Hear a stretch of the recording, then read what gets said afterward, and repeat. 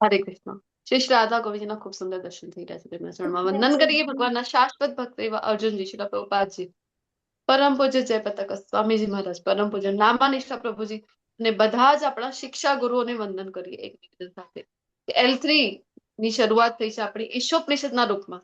આ જ્ઞાનને સારી રીતે સમજી શકાય અને આત્મસાત કરી શકાય એવી ભાવના સાથે પ્રાર્થનાઓ કરીશું મંગલાચરણ.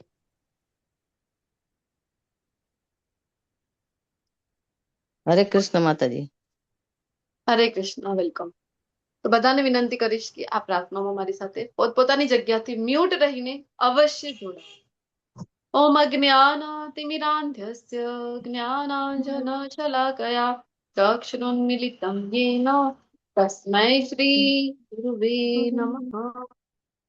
શ્રી ચૈતન્ય મનોભીષ્ટં સ્થાપિतं येन भूतले स्वयं रूप कदामयं ददाति स्वपदान्तिकम्. वन्देऽहं श्रीगुरो श्रीयुतपदकमलं श्रीगुरून् वैष्णवांश श्रीरूपं साग्रजातं सहगण रघुनाथान्वितं तं सजीवं साद्वैतं सावधूतं परिजना सहितं श्री कृष्ण चैतन्य देवं श्री राधा कृष्ण पादान् सहगण ललिता श्री विशाखान्वितांश. हे कृष्णा करुणा सिंधो दीनबंधो जगतपते गोपेश गोपिका कांत राधा कांत नमोस्तुते. तप्त कांचन गौरांगी श्री राधे वृंदावनेश्वरी वृषभानुसुते देवी प्रणमामि हरिप्रिये. वाञ्छाकल्पतरुभ्यश्च कृपा सिन्धुभ्यैव च पतितानां पावनेभ्यो वैष्णवेभ्यो नमो नमः. તો બધાને વિનંતી કરીશ કે મારી સાથે જય જયકારમાં જોડવા. અનંત કોટી વૈષ્ણવ વૃંદ की श्री श्री राधा गोविंद भगवान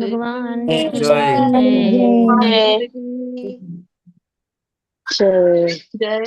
गौर निताई की शिला प्रभुपाद की ग्रंथराज भागवतम भगवद गीता की श्री ईशोपनिषद की सभी श्रोताओं की जय श्री कृष्ण चैतन्य प्रभु नित्यानंद श्री अद्वैत गदाधर श्रीवासादि गौर भक्त वृंद અને હરિનામ બધા માટે છે એટલે સાથે મળી હરે કૃષ્ણ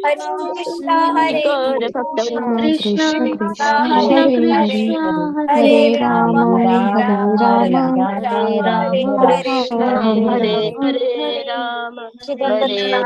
હરે કૃષ્ણ વેલકમ. હરે કૃષ્ણ દંડવત પ્રણામ. હરે ખૂબ ખૂબ કૃષ્ણ સ્વાગત. માતાજી. હરે કૃષ્ણ. લોપા માતાજી, જય શ્રી પરમાર માતાજી, રાજેશ્વરી બા માતાજી, રીના માતાજી, ધારા માતાજી, દીપક દેવરાજ, પીપલિયા પ્રભુજી, દીપ્તિ ભટ્ટ માતાજી, ગીતા માતાજી, જલ્પા માતાજી, પ્રિન્સી માતાજી, अर्चना गोहिल माताजी, आशा माताजी, नारायण सुनैना माताजी, जयंत पटेल प्रभुजी, जूही माताजी, हरेश प्रभुजी, हरि प्रभुजी, जय श्री सेजपाल माताजी, मीनाक्षी राठौड़ माताजी, मेघा माताजी, प्रवीणाल जोशी प्रभुजी अथवा माताजी, रमणा मंजरी माताजी, रीना वाकेला माताजी, रोशनी माताजी, आठक्कर प्रभुजी, सीमा माताजी, स्वर्णांगी माताजी, झंखना बारोट माताजी અને શ્રી શ્રી રાધા ગોવિંદજીની સેવામાં પોતાના શ્રી શ્રી રાધા ગોવિંદના ચરણમાં પોતાની સેવા અર્પિત કરવા માટે મારી સાથે જે જોડાયેલા છે એડમિન કો હોસ્ટની સેવા માટે ધાર્મી પટેલ માતાજી અને રેકોર્ડિંગની સેવા માટે વિક્રમ કૃષ્ણ પ્રભુજી ખૂબ ખૂબ આભાર વ્યક્ત કરું છું અને બધા જ પાર્ટિસિપન્ટ્સનું હૃદયપૂર્વક સ્વાગત કરું છું શ્રી શ્રી રાધા ગોવિંદ મંદિર ઇસ્કોન કુલાઈ મેંગલોરના વતીથી. વેલકમ. ખૂબ ખૂબ સ્વાગત છે. હરે કૃષ્ણ. તો શરૂઆત કરી આજના સેશનની. આપણે ભણી ગયા છીએ મંત્ર 7 સુધી. આપણે પહેલા ઈશોપનિષદની આપણે વારંવાર ચર્ચા કરતા હોય છે દરેક સેશનમાં, તો આજે એટલું આપણે ડિટેલમાં નહીં કરીએ. વેદોની ચર્ચા કરી, વેદોનું એક આગળ જ્યારે ઉપનિષદ, વેદોને હજી ક્લિયરલી સમજવા માટે ઉપનિષદોની રચના થઈ અને એમાંથી 108, એમાંથી 11 મુખ્ય, અને એમાંથી પણ એક છે 11 જે મુખ્ય ગણવામાં આવે, શ્રી ઈશોપનિષદ. અને ઈશોપનિષદ શું કામ મળી રહ્યા છે એ પણ આપણે ડે 1 માં જ ચર્ચા કરી ગયા હતા. ખૂબ મહત્વપૂર્ણ છે. અને બીજું, ઈશોપનિષદની જે ભાષા, કોઈ પણ ઉપનિષદ લઈ લો, ઉપનિષદની જે ભાષા છે એ સીધી સરળ નથી. હા, સીધી સરળ છે, પણ કેવી? જિલેબીની માફક. તો સમજવી થોડું અઘરું છે, ધ્યાનપૂર્વક સાંભળવું પડશે, વારંવાર સાંભળવું પડશે, કદાચ વારંવાર ઈશોપનિષદના L3 ના ક્લાસમાં જોઈન થવું પડશે, અથવા તો આપણી પાસે શિલા પ્રભુપાદજીની કૃપાથી સરસ મજાનું એવું નાનકડું પુસ્તક છે શ્રી ઈશોપનિષદ. નાના નાના એના ભાવાર્થ છે એક એક મંત્રના. અને ટોટલ મંત્ર આપણે જોઈ રહ્યા છે કે 18 મંત્ર છે ટોટલ, જેમના વિશેની ચર્ચા કરતા હોય છે દરેક સેશનમાં. તો જે આપણા મંત્રો થાય છે, 2 થી 3 હાર્ડલી થતા હોય છે એક સેશનમાં. તો બધાને વિનંતી છે, બહુ ઇઝીલી, મતલબ હાર્ડલી તમને 5 થી 10 મિનિટ પણ વધારે થઈ ગયા 2 મંત્રના જો અનુવાદ અને ભાવાર્થ વાંચવા હોય તો. બધાને વિનંતી છે કે અવશ્ય જે દિવસે થઈ રહ્યા છે ને, આપણે ધારો કે આજ 8 અને 9 ભણીશું આપણે, કારણ કે 7 ભણી ગયા છે આપણે, અને 4 સેશન થઈ ચુક્યા છે, અને આજે 5મો છે. અને 50% of our syllabus of ઈશોપનિષદ we are going to complete it. તો 50% તો પૂર્ણ થઈ જશે આજે જ આપણો. આપણે ચર્ચા કરી રહ્યા હતા કે ઈશોપનિષદ તો મંત્ર, જે ભૂમિકાનું મંત્ર છે, આવાહન મંત્ર જે છે, ઇન્વોકેશન વાળું, તો ત્યાં આપણે જોયું કે મંગલાચરણ કયું, તો વસ્તુ નિર્દેશ મંગલાચરણને એ વ્યક્ત કરી રહ્યો છે. કારણ કે જે વસ્તુનો અહીંયા અધ્યયન કરવા જઈ રહ્યા છે એ બધાનું દર્શન કરાવી રહ્યું છે. ઓમ પૂર્ણમદ પૂર્ણમિદમ. તો ચલો, કોને કોને કંઠસ્થ છે બતાવો. હેન્ડ રેઝ કરી શકો છો જેને પણ કંઠસ્થ હશે. મહત્વનું છે શ્લોક, મેં કીધું હતું તમને, આગળના લેવલમાં પણ જયારે આવશો ને તો તમારે આ શ્લોકોની એક્ઝામ લેવી પડશે ભક્તિશાસ્ત્રીમાં. ચલો લોપા માતાજી, હરે કૃષ્ણ. બોલી છે. હરે કૃષ્ણ માતાજી. હરે કૃષ્ણ. ઓમ પૂર્ણમદ પૂર્ણમિદમ પૂર્ણાત પૂર્ણમુદચ્યતે પૂર્ણસ્ય પૂર્ણમાદાય પૂર્ણાત પૂર્ણાવશિષ્યતે. હરે પૂર્ણમેવા કૃષ્ણ. મેવ અવિષ્યસ્તે પૂર્ણમેવા મેવાવશિષ્યતે. જી. હરે ખૂબ કૃષ્ણ. ખૂબ હરે કૃષ્ણ. ખૂબ ખૂબ ધન્યવાદ લોપા માતાજી, ખૂબ સુંદર. તો પૂર્ણમત, અરે અહીંયા બધું પૂર્ણ છે. પૂર્ણમાંથી પૂર્ણ કાઢી લો તોય પૂર્ણ છે, અને પૂર્ણમાં પૂર્ણ જોડી દો તો પણ અહીંયા પૂર્ણ જ રહેવાનું છે, કોઈ ફેરફાર થશે નહીં. કોણ છે આ પૂર્ણ બોલો તો. હવે આપણે જોઈએ ઈશોપનિષદમાં ક્લિયરલી નહીં, બધું ભગવાનના વિશે ઘણું બધું જાણવા મળી છે, ભગવાનના જ વિશે છે પણ ક્લિયરલી અહીંયા કહેવામાં નથી આવી રહ્યું કે ભગવાન કોણ છે. શિલા પ્રભુપાદજી કહી રહ્યા છે કે હવે તમને કોણ બતાવશે ભગવાન કોણ છે. તો જાઓ તમે, અત્યારે જે ક્લાસીસ આપણે ચાલી જ રહ્યા છે, હું પણ લેવલ 1 નો ક્લાસ લઈને તમારામાંથી ઘણા બધા પાર્ટિસિપેટ કરી જ રહ્યા છો લેવલ 1 ના ક્લાસ અટેન્ડ. આજે 16મો અધ્યાય ભણી ગયા આપણે લેવલ 1 માં. તો ભગવદ્ ગીતા તમને બતાવશે કે આ કોણ છે ભગવાન, જેની ચર્ચા ઈશોપનિષદમાં થઈ રહી છે, ઈશોપનિષદના મંત્રોમાં જેમનું સ્તુતિગાન થઈ રહ્યું છે, આ ભગવાન કોણ છે. ભગવદ્ ગીતામાં ભગવાન પોતે ક્લિયર કહી રહ્યા છે. શું કહી રહ્યા છે? કયો શ્લોક છે જ્યાં ખબર પડે છે? 7મા અધ્યાયનો આપણે લેતા હોય છે વારંવાર, એક 10મા અધ્યાયનો.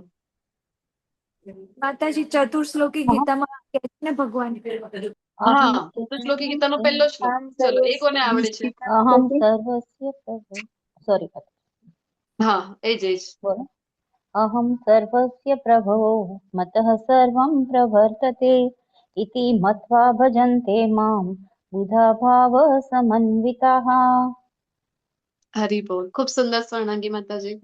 તો હા, હજી એક 7મા અધ્યાયમાં પણ એવું આપણે ભણ્યા હતા એક શ્લોક. શરૂઆત બોલી દઉં છું. મત પરતરમ નાન્ય. આવડે છે કોઈને? કિંચિદસ્તિ ધનંજય. અરે અર્જુન, હે ધનંજય, મારાથી શ્રેષ્ઠ એવું કોઈ તત્વ છે જ નહીં. ભગવદ્ ગીતા ક્લિયરલી બતાવી રહી છે, અહમ સર્વસ્ય પ્રભવો, કે મારાથી જ બધું કઈ, જે કઈ ભૌતિક છે અથવા તો આધ્યાત્મિક. મત સર્વમ પ્રવર્તતે, અરે બધું કઈ મારા દ્વારા જ આવી રહ્યું છે.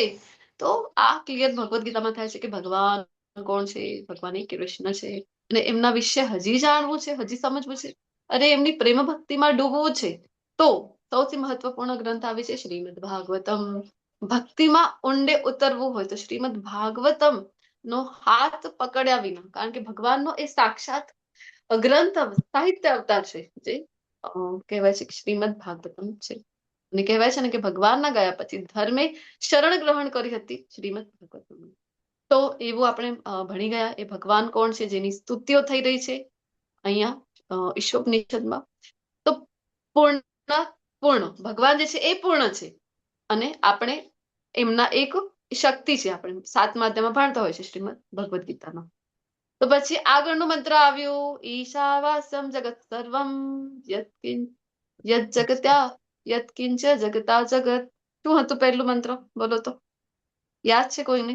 હરે કૃષ્ણ માતાજી. બોલો. ઈશાવાસ્યમિદં સર્વમ જેન જગત્યા યત જગત્યા જગત્યા યત કિંચ યત કિંચ यत्किञ्च જગત્યા જગત जगत्यां जगत् तेन त्यक्तेन તેન मुञ्चि ત્યક્તે તેન મા તેન કસ્ય तेन સિદ્ધનમ. मुञ्चिता मा कृत कश्चिन् विद्वनम्। હરી બોલ. ખૂબ સુંદર. તો ત્યાં આપણે જોયું ઈશાવાસ્ય સિદ્ધાંત ભણ્યા. અરે જે કઈ છે બધાના ઉપર સ્વામિત્વ કોનું? ભગવાન શ્રી કૃષ્ણનું. તો સ્વામી એ છે, માલિક એ છે, એમના જ માલિકીનું બધું છે. આપણે ભણ્યા હતા કે તો શું કરવું જોઈએ? તો આપણી પાસે એક ભાગ તરીકે એ કહેવાય ને કે છે તો બધું કૃષ્ણનું, તો આપણા માટે જેટલું જરૂરી છે એટલું જ રાખવું જોઈએ.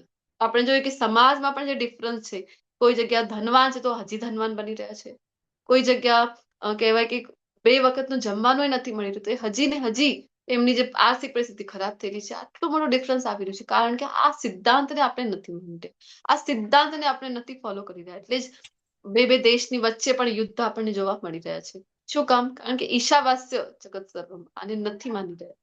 અને આ જો માનીએ તો આગળના જ 2 મંત્રોમાં કીધું હતું કે બીજા મંત્રમાં કીધું હતું કે જો નથી માનતો તો શું થાય છે, અને ત્રીજા મંત્રમાં કીધું છે માને છે તો શું થાય છે. બોલો શું થાય છે? માને એની સાથે શું થાય ને જે નથી માનતો એની શું થાય છે? બીજા મંત્રમાં કીધું કે માને છે, શું થાય એની સાથે? માને છે તો તે લાંબા સમય સુધી જીવવાની ઈચ્છા કરી શકે છે, કારણ કે તે કર્મના બંધનમાં નથી બંધાતો. અને નથી માનતો તે યોનિમાં જાય છે અને તેનું પતન થઈ જાય છે, તો એને ભવસાગરમાં નીચલી યોનિમાં જવું પડે છે. જી માતાજી, ખૂબ સુંદર. ખૂબ ખૂબ ધન્યવાદ માતાજી. તો બીજા મંત્રમાં જોયું કે જે તો શું થાય છે? અરે દીર્ઘાયુ થાય છે. અને બીજું સૌથી મહત્વનું એ છે કે કર્મનું બંધન નહીં થાય એને. અને ત્રીજા મંત્રમાં બતાવ્યું કે જે નથી માનતો એની સાથે શું થાય છે. તો આપણે ભગવદ્ ગીતાના 3જા અધ્યાયના જે શ્લોકો છે એની સાથે પણ કનેક્ટ કર્યું હતું, કર્મના વિશે જે જણાવી રહ્યા છે. જે નથી માનતું, અરે ફરીથી કર્મ બંધનનો અર્થ શું છે? ફરીથી જો ભૌતિક જગતમાં ફર્યા કરીશું અને અહીંયા ફસાયા કરીશું. પછી આવ્યું ચોથો મંત્ર આપણી સમક્ષ છે કે ભગવાનની સ્થિતિ સમજવા માટે કેવા લોકો અસમર્થ છે? તો જે કોઈ ભૌતિક ગણતરીથી રહે છે, તર્ક વિતર્કમાં રહે છે, એ ક્યારે ભગવાનને નહીં સમજી શકે. ભગવદ્ ગીતા પણ ખૂબ ક્લિયર છે કે ભગવાનને ક્યારે સમજી શકાય છે. બોલો તો, ભગવદ્ ગીતાના આધારે બોલો, કારણ કે બધા લેવલ 1 કરીને આવ્યા છો. કોણ સમજી શકે ભગવાન? એના 2.7 નો શ્લોક શરણાગત થઈએ ને પછી આપણે સમજી શકીએ છીએ. ઠંડક થવા. ભક્તો અસીમે સખા છે તે એ પણ આવી શકે ને. હા, ભગવાન પ્રત્યે અનન્ય ભક્તિ નહીં હોય ત્યાં સુધી, ભગવદ ગીતામાં ખૂબ ક્લિયર, શરણાગતિ અનન્ય ભક્તિ નહીં હોય ત્યાં સુધી ભગવાનને કોઈ સમજી શકતું નથી. ભક્ત્યા મામ અભિજાનાતિ કીધું છે ને ભગવદ ગીતામાં. ભગવાન કહે છે ખૂબ ક્લિયરલી કે જ્યાં સુધી ભક્તિ નહીં હોય ત્યાં સુધી ભગવાન શ્રી કૃષ્ણને સમજવું બિલકુલ પણ પોસિબલ નથી. ભગવાન પોતાને પ્રકટ કરે છે. આપણે જોયું હતું ને રામચરિતમાનસનો એક દોહો પણ ખૂબ સુંદર છે ને, વહી જાનત જીહ દેહી જનાહી જાનત તુમ્હી હોઈ જાય. હર કોઈ જાણી શકતું નથી તો કોણ જાણી શકે છે? અરે વહી જાનત જીન દેહી જન, કે જેને ભગવાન જણાવવા ઈચ્છે છે એ જ જાણી શકે છે કૃષ્ણને. કોને જણાવવા ઈચ્છે છે? જે ભક્તિ યોગમાં છે, જે ભગવાન પ્રતિ પ્રેમ ભક્તિ રાખે છે, એને જ ભગવાન એની સમક્ષ જ પોતાને પ્રકટ કરે છે. નાહમ પ્રકાશ સર્વસ્વ યોગમાયા સમાવૃત. અરે મૂર્ખોની સમક્ષ તો પોતાને પ્રકટ નથી કરતો હું. કીધું છે ભગવદ ગીતામાં. 5મા મંત્રને હજી એની ચર્ચા આગળ કન્ટિન્યુ છે.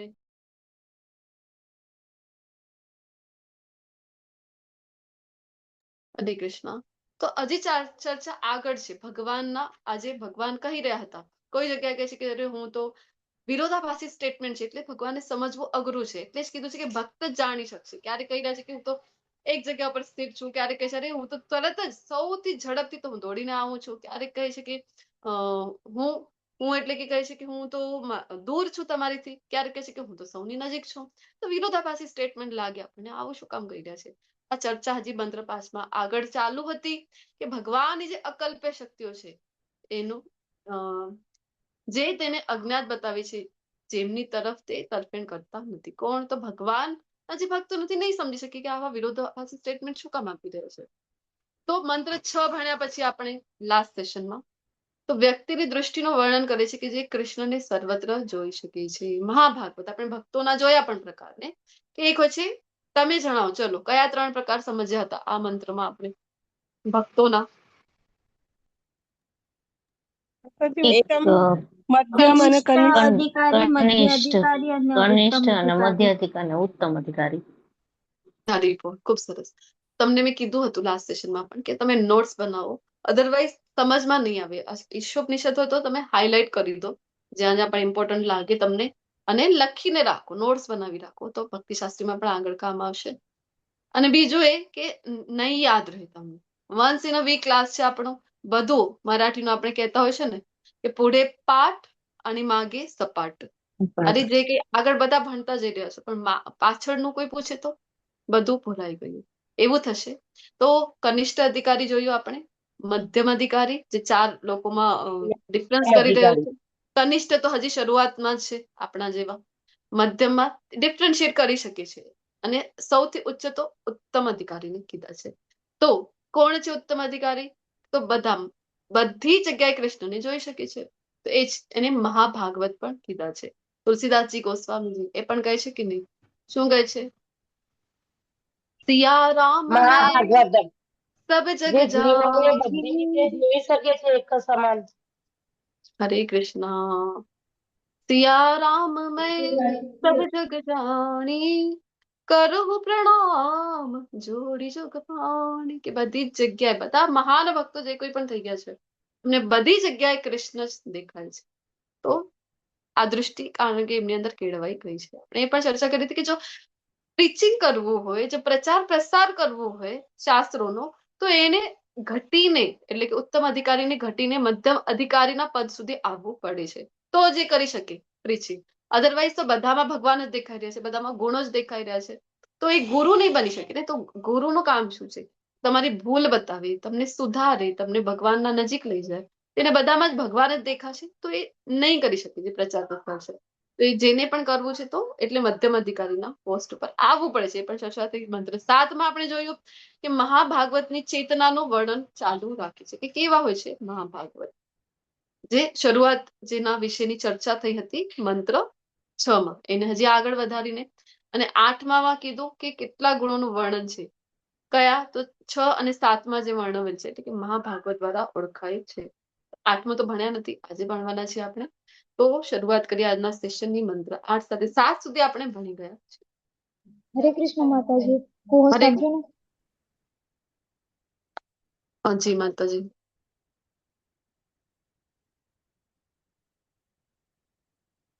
તો ધાર્મી માતાજી આપણી સાથે જોડાઈ ગયા છે અને મને યાદ આવી ગયું કે ધાર્મી માતાજીનું કોન્વોકેશન હતું ને લાસ્ટ વીકમાં જ હતું ને માતાજી? એમને પણ આપણે હા માતાજી, લાસ્ટ લાસ્ટ વીકમાં જ હતું. આપનો જે સેશન હતું શુક્રવારના હા દિવસે જ હતું. સેટરડે ના માતાજી, આપણે સેટરડે શરૂ કરી હતી ને. હા બરાબર. લાસ્ટ સેશન આપણું ફ્રાઈડે નહીં ને સેટરડે થઈ ગયું. જી માતાજી, યાદ આવી ગયું.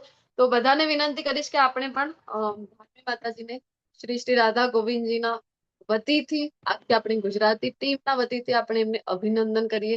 હરે કૃષ્ણ મહામંત્ર એમની માટે એકવાર બોલીએ. બધાને વિનંતી કરીશ અનમ્યુટ કરીને. હરે કૃષ્ણ કૃષ્ણ હરે હરે કૃષ્ણ કૃષ્ણ કૃષ્ણ કૃષ્ણ હરે હરે હરે રામ હરે રામ રામ રામ હરે હરે હરે કૃષ્ણ. તો ડિગ્રી મળી ગઈ માતાજીને? કઈ લો ની મળી ને માતાજી?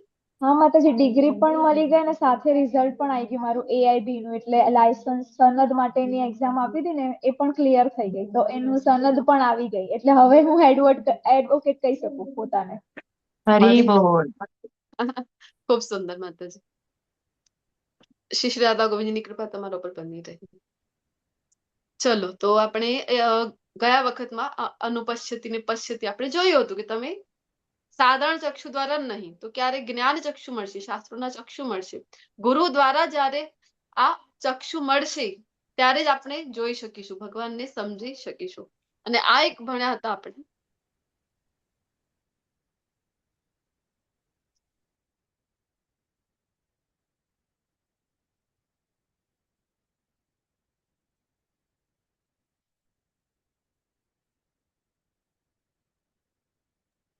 તો આપણે જોયું હતું કે ભગવાન જ્યારે આપણે પોતે કહીશું કે હું જોઈશ, હું સાંભળીશ, હું જેને જોઉં છું એને જ હું સ્વીકાર કરીશ, બીજી કોઈ વાતનું નહીં માનું, તો આપણે જોયું કે આપણે ઇન્દ્રિયો અપૂર્ણ છે, ખામીઓ સહિત છે, તો એટલે આપણે નહીં જાણી શકીએ. આપણી પોતાની મેળે પ્રયત્ન કરીશું, ગમે તેટલા પ્રયત્ન કરીશું, અને પેઢી દર પેઢી આપણે પ્રયત્ન કરતી રહેશે, પણ ક્યારે આપણે આ વાસ્તવિકતા સુધી પહોંચી નહીં શકીએ.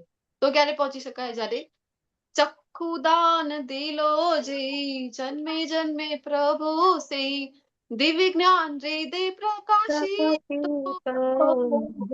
ત્યારે થશે આ દિવ્ય જ્ઞાન પ્રકાશિત હૃદયમાં, જ્યારે ચક્ષુદાન મળશે ગુરુ દ્વારા, ત્યારે આપણે સમજી શકીશું. હવે કોઈ કહે કે હું જોઉં એને જ માનું, હું જેને સાંભળું એને જ માનું, તો અરે તું કોઈ જગ્યા નથી ગયો તો એનો અર્થ આ નથી કે જગ્યા અસ્તિત્વમાં છે જ નહીં. તું જો અમેરિકા નથી ગયો તો એવું ના થઈ શકે ને કે અમેરિકા છે જ નહીં. હવે ગામડામાં કોઈ રહેવા વાળા હોય એને તો મોટા મોટા ટાવર નથી જોયા, જેવા આપણે મેટ્રો સિટીમાં જોતા હોય ને કે મુંબઈમાં છે, દિલ્હીમાં છે, કે મોટા મોટા ટાવર્સ બનાવેલા છે 30 માળાની 50 માળાની.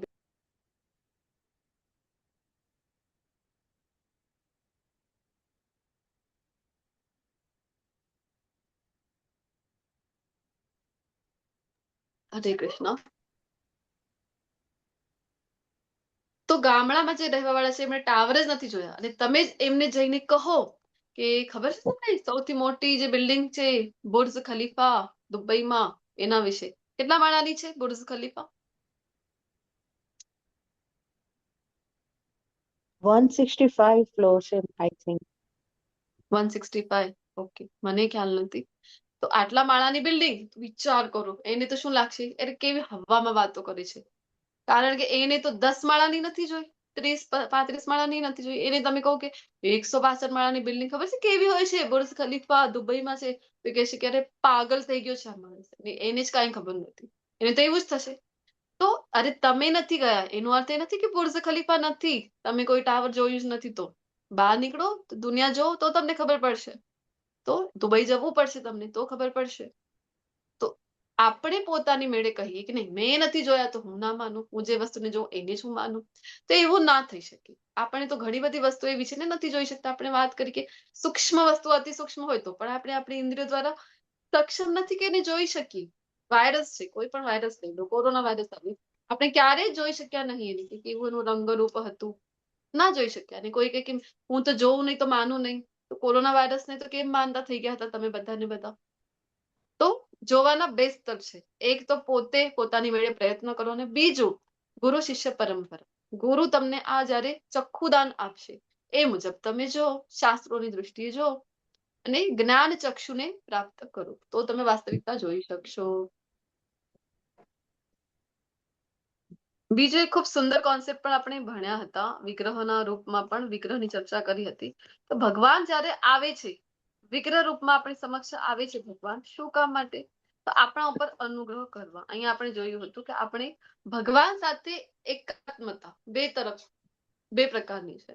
એક તો બે પ્રકાર હોય છે, એક તરફ જોવા જઈએ તો છે અને એક તરફથી જોવા જઈએ તો નથી. પણ છે કઈ રીતે? તો ગુણાત્મક એકતા છે, ક્વોન્ટિટેટિવ ક્વોલિટીમાં આપણે સમાનતા છે, ગુણાત્મક એકતા. પછી ક્વોન્ટિટીમાં ફરક છે. જો આપણે સંખ્યાત્મક વાત કરીએ તો ફરક છે. कितने बने तो तू चाबी रख.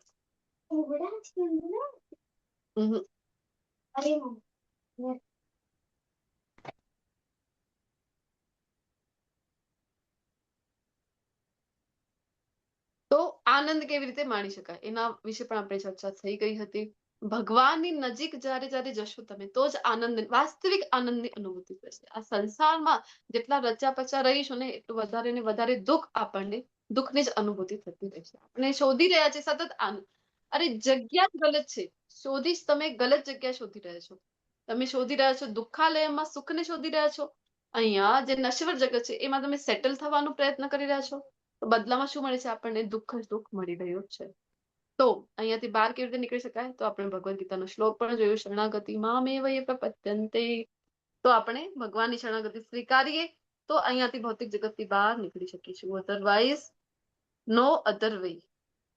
તો શરૂઆત કરીએ આજના મંત્રની. એની પહેલા ધાર્મી માતાજી, આજે કીર્તન માટે કોણ છે એમનું નામ લઈ લેજો. જોઈ લો. હા, ચેટ બોક્સમાં ચર્ચા કરી લેજો. મંત્ર 8 ની શરૂઆત કરીશું આપણે.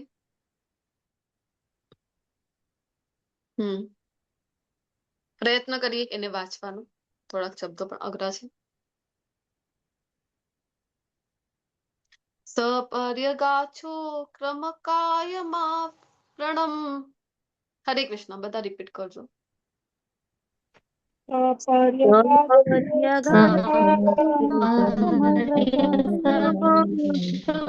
અસ્ત્રાવિરમ શુદ્ધમપાપવિત્તમ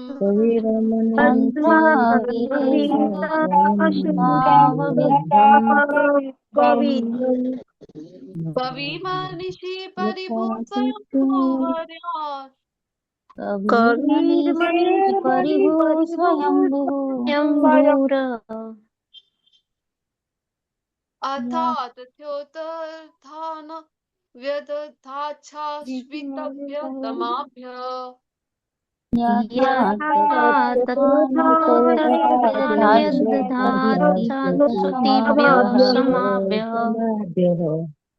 હરિપોલ. પ્રયત્ન કર્યો આપણે જેમ તેમ રીતે વાંચવાનું. ચલો, અનુવાદ કોણ વાંચવા ઈચ્છે છે?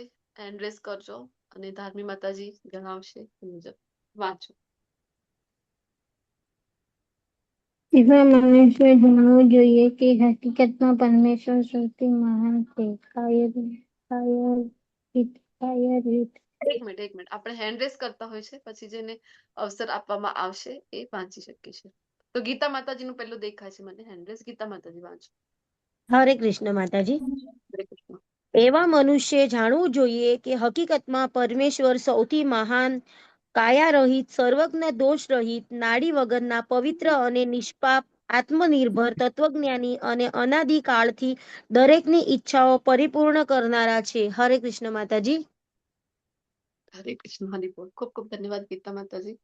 તો અહીંયા હવે પરમેશ્વર કેવા છે? તો જે પેલા વિરોધાભાસી પ્રકૃતિનો ચર્ચા થઈ ગઈ અને હવે આગળ કહી રહ્યા છે તો કેવા છે? તો આ બધા ગુણો ભગવાનના બતાવી રહ્યા છે. એની ચર્ચા કરીએ તો ભગવાનના ગુણો કેવા છે? તો વારંવાર આપણે સાંભળતા હોય કે જ્યારે જ્યારે ભગવાન વિશે કંઈ પણ કહેવામાં આવતું હોય તો શું કયા શબ્દ વાપરવામાં આવે છે? નિરાકાર છે. અરે એ તો નિર્ગુણ છે, નિરાકાર છે. તો ઘણા લોકો જે છે એ માનતા હોય છે કે જોયું અમે તો નિરાકારમાં એટલે તો માનીએ છીએ ભગવાનનું કોઈ સ્વરૂપ છે જ નહીં. કહે છે કે નિરાકાર. અમારું તો આકાર છે. તમારા જે પૂર્વજો દાદાનો કોઈ આકાર, તમારો પિતાનો આકાર. હા, તો દાદાનો, અરે સરસ મજાનો ફોટો છે અમારા ઘરમાં. સરસ મજાની પાઘડી પહેરેલી છે, આવી મોટી મોટી મૂછો છે, તાવ દઈને ફોટો કઢાવેલો છે. દાદાજીનો આકાર છે. કેવી વાતો કરો છો? પરદાદાનો ફોટો તો નથી, સાંભળ્યું છે પણ પરદાદા વિશે અમે એવા એવા હતા, એવા વસ્ત્રો પહેરતા હતા, એવી પાઘડી પહેરતા હતા. પછી એમના પિતા, ના પિતા તો હોય ને, કેવી વાતો કરો છો? એમના પિતા, હા એમનો આકાર. અચ્છા, બધાનો આકાર. હા, તો 10 પેઢી સુધી બધાનો આકાર છે. અને પરમપિતાનો આકાર, અરે ના ના, એ કેવા છે? તો કે છે નિરાકાર. તો લોજિકલી પણ આ વાત કોઈ આપણને સાચી લાગે નહીં. બધાનો જયારે આકાર છે તો એમના જે પિતા હોય, પિતાનો આકાર હોય ત્યારે જ પુત્રને આકાર મળે છે. સેમ વે આપણે બધા પણ સંતાનો છે કૃષ્ણની. કૃષ્ણ કહે છે ને અહમ બીજ પ્રદપિતા માતા ધાતા પિતામહ હું જ છું. ભગવદ્ ગીતામાં વારંવાર કહે છે ભગવાન. તો પરમપિતા છે કૃષ્ણ. તો જે આપણે બધા સંતાનો છીએ ભગવાનની, તો આપણો આકાર છે અને ભગવાનનો તો કહે છે કે આકાર નહીં, નિરાકાર. એક તું હી નિરાકાર, એવા કહેવા વાળા લોકો મળે છે. પણ સમજવું અહીંયા ખૂબ જરૂરી છે. આકાર નથી, નિરાકાર છે, એનો અર્થ એ છે ભગવાનનો કે આપણા જેવો એમનો સાધારણ આકાર નથી. આપણા જેવો ભગવાનની ઇન્દ્રિયો આપણા જેવી નથી. તો ભગવાનની જે બધી ઇન્દ્રિયો છે એ દિવ્ય છે. ગયા સેશનમાં પણ આઈ થિંક આપણે ચર્ચા કરી હતી, અને આ સેશનમાં પણ આગળ આ ચર્ચાને વધારીએ. એના પહેલા ફરીથી આ રિવાઇઝ કરવું ખૂબ ઇમ્પોર્ટન્ટ છે. આપણા જેવી ભગવાનની ઇન્દ્રિયોથી બ્રહ્મ સંહિતાનો જે કહેવાય ને કે શિલા પ્રભુપાદજી કોટ કરે છે. એક તો અહીંયા શિલા પ્રભુપાદજી જણાવે છે કે બ્રહ્મ સંહિતામાં જે કીધેલું છે, શું કીધેલું છે 5.32 માં, કે ભગવાન જે છે એ પોતાના શરીરના કોઈ પણ અંગ દ્વારા કોઈ પણ કાર્ય સિદ્ધ કરી શકે છે. આપણા જેવી ઇન્દ્રિયો ભગવાનની નથી.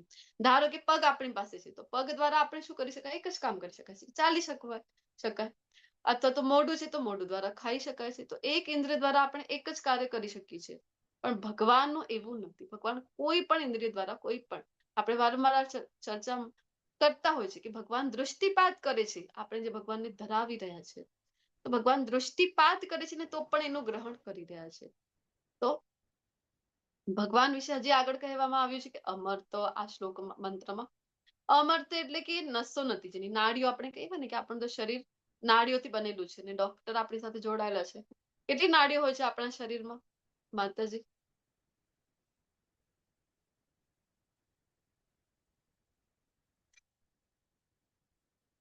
ડોક્ટર લોપા માતાજી પણ આપણી સાથે છે, દીપ્તિ માતાજી પણ છે. તો એ જો જણાવી શકે તો ખ્યાલ આવી જાય આપણા શરીરમાં કેટલી નાડીઓ છે.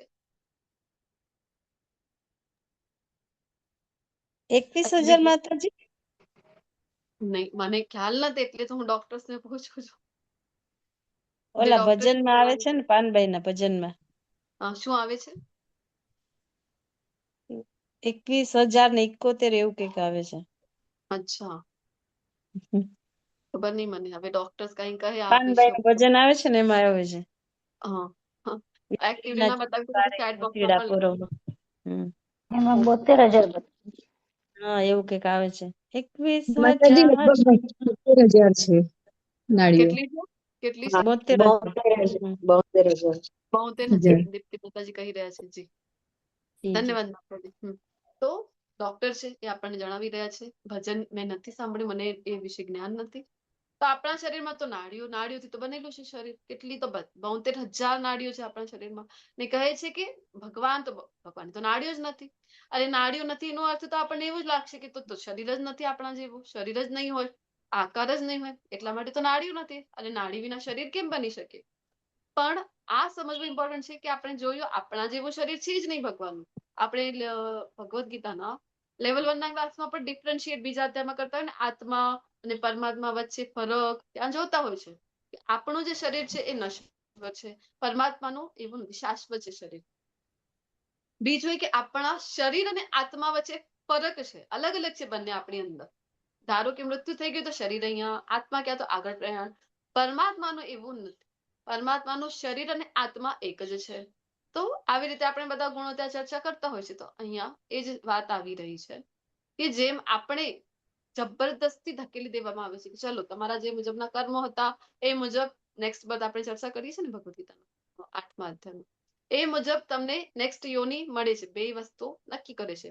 આખા જન્મ દરમિયાન કર્મો કેવા કર્યા હતા, બીજો મૃત્યુ સમય ભાવ કેવું રાખ્યું. તો એના અનુસાર જે તે યોનિમાં જે તે માતા પિતા આપણને કોઈ સ્વતંત્રતા આપવામાં આવતી નથી કે ચલો તમે હવે સ્વતંત્ર છો અને તમે ચોઈસ કરી લો કે કયા માતા પિતા તમને જોઈએ છે.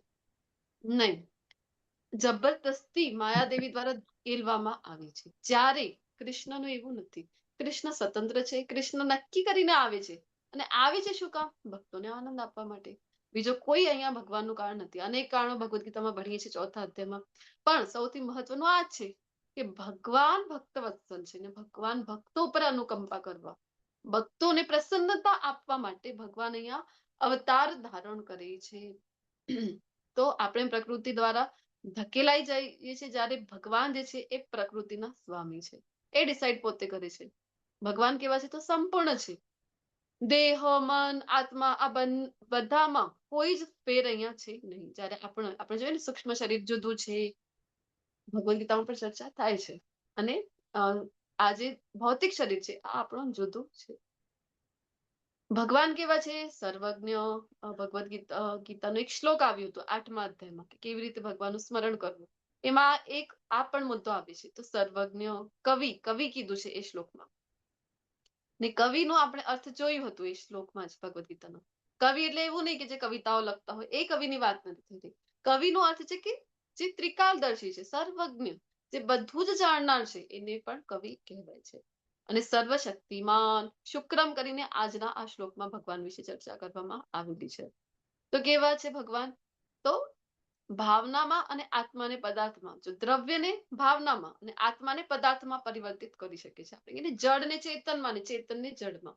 એ ખૂબ સુંદર ઉદાહરણ અહીંયા યાદ આવી રહ્યું છે. મેં સાંભળ્યું હતું વેણુ ગીતના એક લેક્ચરમાં સાંભળ્યું હતું. તો પ્રભુજી ખૂબ સુંદર વર્ણન કરી રહ્યા હતા. અમરેન્દ્ર પ્રભુજી બતાવી રહ્યા હતા કે ભગવાનના જ્યારે દર્શન થાય છે ને, તો એ સમયે ભાગવતમમાં આચાર્યો ખૂબ સુંદર વર્ણન કરે છે કે જે કોઈ પણ જડ છે એ ચેતન થઈ જાય છે. અને જે કોઈ પણ ચૈતન્ય છે, એટલે આપણે બધા ચૈતન્ય છે ને, આપણા અંદર આત્મા છે તો આપણે ચૈતન્ય છે, તો આપણે હરી ફરી શકીએ, એક્સપ્રેસ કરી શકીએ ભાવનો. તો આપણે જડ થઈ જઈએ છીએ. એવું થાય છે. ધારો કે નદીઓ કહેવાય, વૃક્ષો છે, જે કંઈ પણ વસ્તુઓ છે, એ બધા જડ કહેવાય ને, કે એક જગ્યાથી બીજી જગ્યા મૂવ નથી કરી શકતા, ફરી ફરી નથી શકતા. તો આ બધા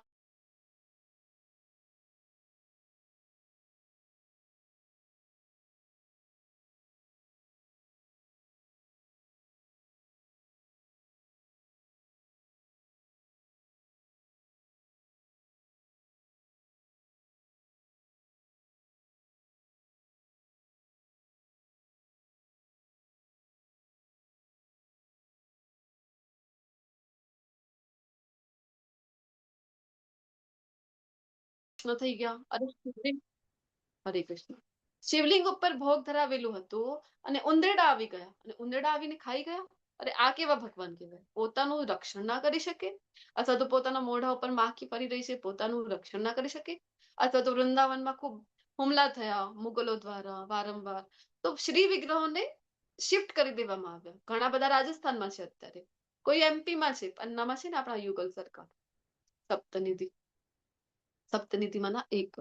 તો અલગ અલગ જગ્યાએ એમને શું કામ શિફ્ટ કરી દેવામાં આવ્યા? અરે ભગવાન છે ને, તો ભગવાન છે, તમે કહો છો સાક્ષાત ભગવાન છે વિગ્રહ એટલે, તો શું કામ પોતાનું રક્ષણ ના કરી શક્યા? એવા કહેવા વાળા ઘણા લોકો આપણને મળે છે. તો જે ભક્તો નથી ને, એ જ આવા એ પ્રશ્ન એમના મનમાં હોય છે. જે ભગવાનને જાણતા નથી એટલે જ ભગવાન કહે છે ને, ભક્તિમાં જે સ્થિર નથી થઈ શકતા, ક્યારેક કૃષ્ણને નહીં જાણી શકે. અરે એ વાત સમજવી ખૂબ મહત્વની છે કે વિગ્રહ રૂપ કોના માટે લીધું છે ભગવાને? વિગ્રહ રૂપનો જે અવતાર કહેવાય, કે વિગ્રહ રૂપમાં જે ભગવાન આવી રહ્યા છે, એ પોતાનો ઐશ્વર્યનું પ્રદર્શન કરવા માટે નથી આવી રહ્યા. શું કામ આવી રહ્યા છે? તો ભક્તોની સેવા ગ્રહણ કરવા માટે આવી રહ્યા છે. તો તમને અને મને આમ તો ભગવાનની સાક્ષાત રૂબરૂ સેવા કરવાનો અવસર ના મળે, આપણે સેવાથી વંચિત ના રહી જઈએ, કૃષ્ણ પ્રેમથી વંચિત ના રહી જઈએ કે અરે મારા પણ ભગવાન મારી પાસે છે, મારી સાથે છે, અને એ મુજબ એ ભાવના સાથે આપણે પણ કૃષ્ણની પ્રેમ ભક્તિ ભાવ ભક્તિમાં પોતાને લગાવી દઈએ. તો આ અનુગ્રહ કરવા માટે, આપણી સેવા સ્વીકારવા માટે આવી રહ્યા છે વિગ્રહ રૂપમાં. ને સાક્ષાત કૃષ્ણ છે. કોઈ ઐશ્વર્યનું પ્રદર્શન કરવા નથી આવી રહ્યા કે હું આવીને તલવાર ઉગામી લઉં, આમ કરી લઉં, તેમ કરી લઉં, પોતાનું રક્ષણ કરી લઈશું, હું તો ઉંદરડાને ભગાવી દઈશ, હું તો માખીઓને મચ્છરને ભગાવી દઈશ. એટલા માટે ભગવાન આવી જ નથી રહ્યા. અરે ભગવાન આવ્યા છે તમારી સેવા ગ્રહણ કરવા માટે. તમે ભગાડો ઉંદરડાને, તમે મધમાખીને ભગાડો, તમે માખીઓને ભગાડો, તમે રક્ષણ કરો. એ તો તમારી પાસે સેવા બાળક બનીને આવ્યા છે નાના, ચલો તમે મારું હવે રક્ષણ કરો. તો આ છે વિગ્રહ રૂપમાં ભગવાનના આવવાનો ઉદ્દેશ્ય, હેતુ. અને એને સમજવા એક સરસ મજાનું ઉદાહરણ પણ આવે છે કે એક હાથી હતું અને હાથી આવ્યો અને એક નાનકડું બાળક ઊભું છે. હવે બાળકનું ને હાઈટ હાથીની તમને ખ્યાલ છે ને કેટલું ડિફરન્સ છે. તો એને સ્પર્શ કરવું હતું, હાથીના મોઢાને, માથાને સ્પર્શ કરવું હતું, પણ હાથ તો એનું પહોંચે નહીં, આપણું એ ના પહોંચે. નાના બાળકનું ક્યારથી પહોંચશે? તો હાથી બધું જોઈ રહ્યું હતું કે બાળક ખૂબ પ્રયત્ન કરી રહ્યું છે મારા સુધી પહોંચવાનું અને નથી પહોંચી રહ્યું. તો હાથી શું કરે છે ખબર છે તમને? હાથી નીચે બેસી જાય છે. શું કામ? તો કારણ હવે બાળક મને ઇઝીલી મારા માથાને અડી શકે, મને સ્પર્શ કરે અને મને વહાલ કરી દે, એટલા માટે હાથી નીચે બેસી ગયું. હવે હાથી નીચે બેસી ગયું અને કોઈ કહે કે જો હાથી હાથી તો ડરી ગયું. અરે એટલો સામર્થ્યવાન હતું, બાળક સામે નીચે બેસી ગયું. અરે આ નીચે બેસી ગયું પ્રેમને સ્વીકાર કરવા, તે બાળક એને પ્રેમ કરવા ઈચ્છતો હતો. સેમ વે ભગવાન વિગ્રહ રૂપમાં ઉતરતા રૂપમાં પોતાના આવી રહ્યા છે. શું કામ? કારણ કે આપણા બધાનું તમારું મારું પ્રેમ સ્વીકાર કરવા માટે આ રૂપ વિગ્રહ રૂપમાં ભગવાન આપણી સમક્ષ આવે છે. અનેક ભક્તોના ઉદાહરણો લાસ્ટ સેશનમાં લઈ ચુક્યા છે. એક આપણે સાક્ષી ગોપાલની ઘટના પણ લીધી હતી. સાક્ષી ગોપાલ આપણે જોયું ને, સાક્ષી પુરાવા માટે એ બ્રાહ્મણને એ વ્યક્તિને જયારે એક વૃદ્ધ બ્રાહ્મણની રક્ષા કરી હતી, સહાયતા કરી હતી, તો એને આપ્યું હતું વચન કે મારી દીકરીના લગ્ન તારી સાથે કરાવીશ. અને પછી ગામમાં જઈને ભૂલી ગયો અને કહે છે કે ચલ કોઈ હતું ત્યાં, સાક્ષી હતું, કોઈને લઈ આવતો તારી વાતને માનું, અદરવાઇઝ ના માનું. એ પણ કહે છે હા ગોપાલ હતા ત્યાં, ગોપાલના વિગ્રહ હતા, એની સમક્ષ કીધું હતું. તે વૃદ્ધ માણસ જે હતું એ શું કહે છે, જા લઈ આવ ગોપાલને તારા સાક્ષી પુરાવા માટે. એ જો સાક્ષી આપે ને તો હું મારા દીકરીના લગ્ન તારી સાથે કરાવી દઈશ. ને પછી જતો રહે છે ને ત્યાં જઈને ગોપાલને કહે છે, એ ગોપાલ તમે તો હતા ને એ સમય, તમે તો બધું સાંભળ્યું છે, ચલો હવે સાક્ષી પુરાવા માટે. આ જે ભક્તો એ સાક્ષાત કૃષ્ણના દર્શન કરી રહ્યા છે વિગ્રહમાં, સાક્ષાત ભગવાન જ છે મારી સમક્ષ આ માનીને, અને ભગવાન પણ પછી દોડતા દોડતા એની પાછળ પાછળ જતા રહે છે, વૃંદાવનથી નીકળીને જતા રહે છે સાક્ષી પુરાવા માટે. વિચાર કરો, નામ જ એમનું થઈ ગયું સાક્ષી ગોપાલ. અનેક ઉદાહરણો અત્યારના લઈએ, આ તો થોડાક સમય પૂર્વ છે, તો કલયુગના થોડાક વર્ષો પહેલાના. આજના તારીખની વાત કરી તો જગન્નાથપુરીની આપણે વાત કરી હતી કે પંડાઓ જે છે એમની તો ડાયરી રાખેલી છે, જે લીલાઓ જગન્નાથજી પણ ખૂબ લીલાઓ કરતા હોય છે, તો બધી લીલાઓનું એ કહેવાય ને કે નોટ ડાઉન કરીને રાખતા હોય છે, એક રેકોર્ડ રાખતા હોય છે પંડાઓ ત્યાંનો. રાધા રમણલાલની વાત કરી હતી આપણે વૃંદાવનમાં.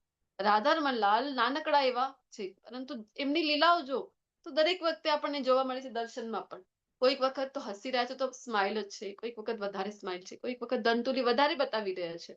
તો આવી રીતે હાથના પણ એમ કહેવાય છે કે હાથ પણ એમના જે ડિસ્ટન્સ છે અથવા તો જે મુજબ આમ રાખેલા છે એમાં પણ ફરક આપણને ઘણી વખત દેખાય છે. તો શું કામ આ બધું શું કામ કરી રહ્યા છે ભગવાન?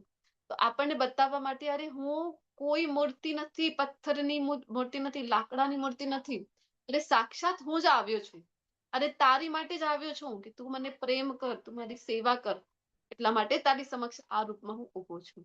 મીરાબાઈનું ઉદાહરણ લીધું હતું આપણે. મીરાબાઈ પાસે જે એમના ગિરધર હતા વિગ્રહ રૂપમાં, સાક્ષાત કૃષ્ણ જ છે એ માનીને જ એમની સેવા મીરાબાઈ કરી રહ્યા છે. આ તો થઈ ગઈ કે આપણે ઠીક છે કે વિગ્રહ છે, અને સરસ મજાની વાર્તા પણ આવે છે ને કે રાધા રમણલાલની પણ, કે કેવી રીતે શાલિગ્રામથી વિગ્રહ રૂપમાં પ્રકટ થયા છે. તો વિચાર કરો, એ તો ઠીક છે વિગ્રહ રૂપમાં તો કોઈ આકાર છે અહીંયા ભગવાનનો. શાલિગ્રામજી તો તમને બધાને ખ્યાલ છે, જયારે શાલિગ્રામ રૂપમાં ભગવાન છે તો કોઈ એવું પર્ટિક્યુલર આકાર નથી. તમે આવો શૃંગાર પણ ના કરી શકો કોઈ પર્ટિક્યુલર, જેમ આપણે શ્રી વિગ્રહ ના કરીએ ભગવાનના એવું. પણ વિચાર કરો, ભક્તમાલની અંદર જો તમે સાંભળ્યું હોય તો ભક્તમાલમાં એટલા બધા ઉદાહરણો આવે છે કે શાલિગ્રામજીની સેવા કરવાથી ભગવાન છે એ સાક્ષાત ભગવાન એમની સમક્ષ પ્રકટ થઈ જાય છે. શું કામ? કારણ કે એમને શાલિગ્રામ માન્યા જ, પથ્થર નથી માન્યો આપણી જે. આપણી સમક્ષ શાલિગ્રામજી છે, આપણી સેવાય કરતા હોય છે, પરંતુ આપણે માત્ર એક પથ્થરની છે. પણ એ ભાવ સાથે કીધું સાક્ષાત કૃષ્ણ છે. ધન્ના જાટની એક ખૂબ સુંદર વાર્તા છે, થોડુંક શોર્ટમાં લઈએ અહીંયા. ધન્ના જાટ જે છે થોડાક સમય પૂર્વ આવીને ગયા છે ભક્તો, સત્ય ઘટના છે. અને ભક્તમાલ જે છે ગ્રંથો, ભક્તોનું જ્યાં વર્ણન છે ભક્તમાલ ગ્રંથની અંદર, સાક્ષાત ભગવાનના સાક્ષાત્કાર એમને થયા હોય, આવા બધા સત્ય ઘટના પર આધારિત ભક્તોનું સરસ મજાનું વર્ણન ભક્તમાલનું છે. આમાંની આ એક ઘટના છે, સત્ય ઘટના.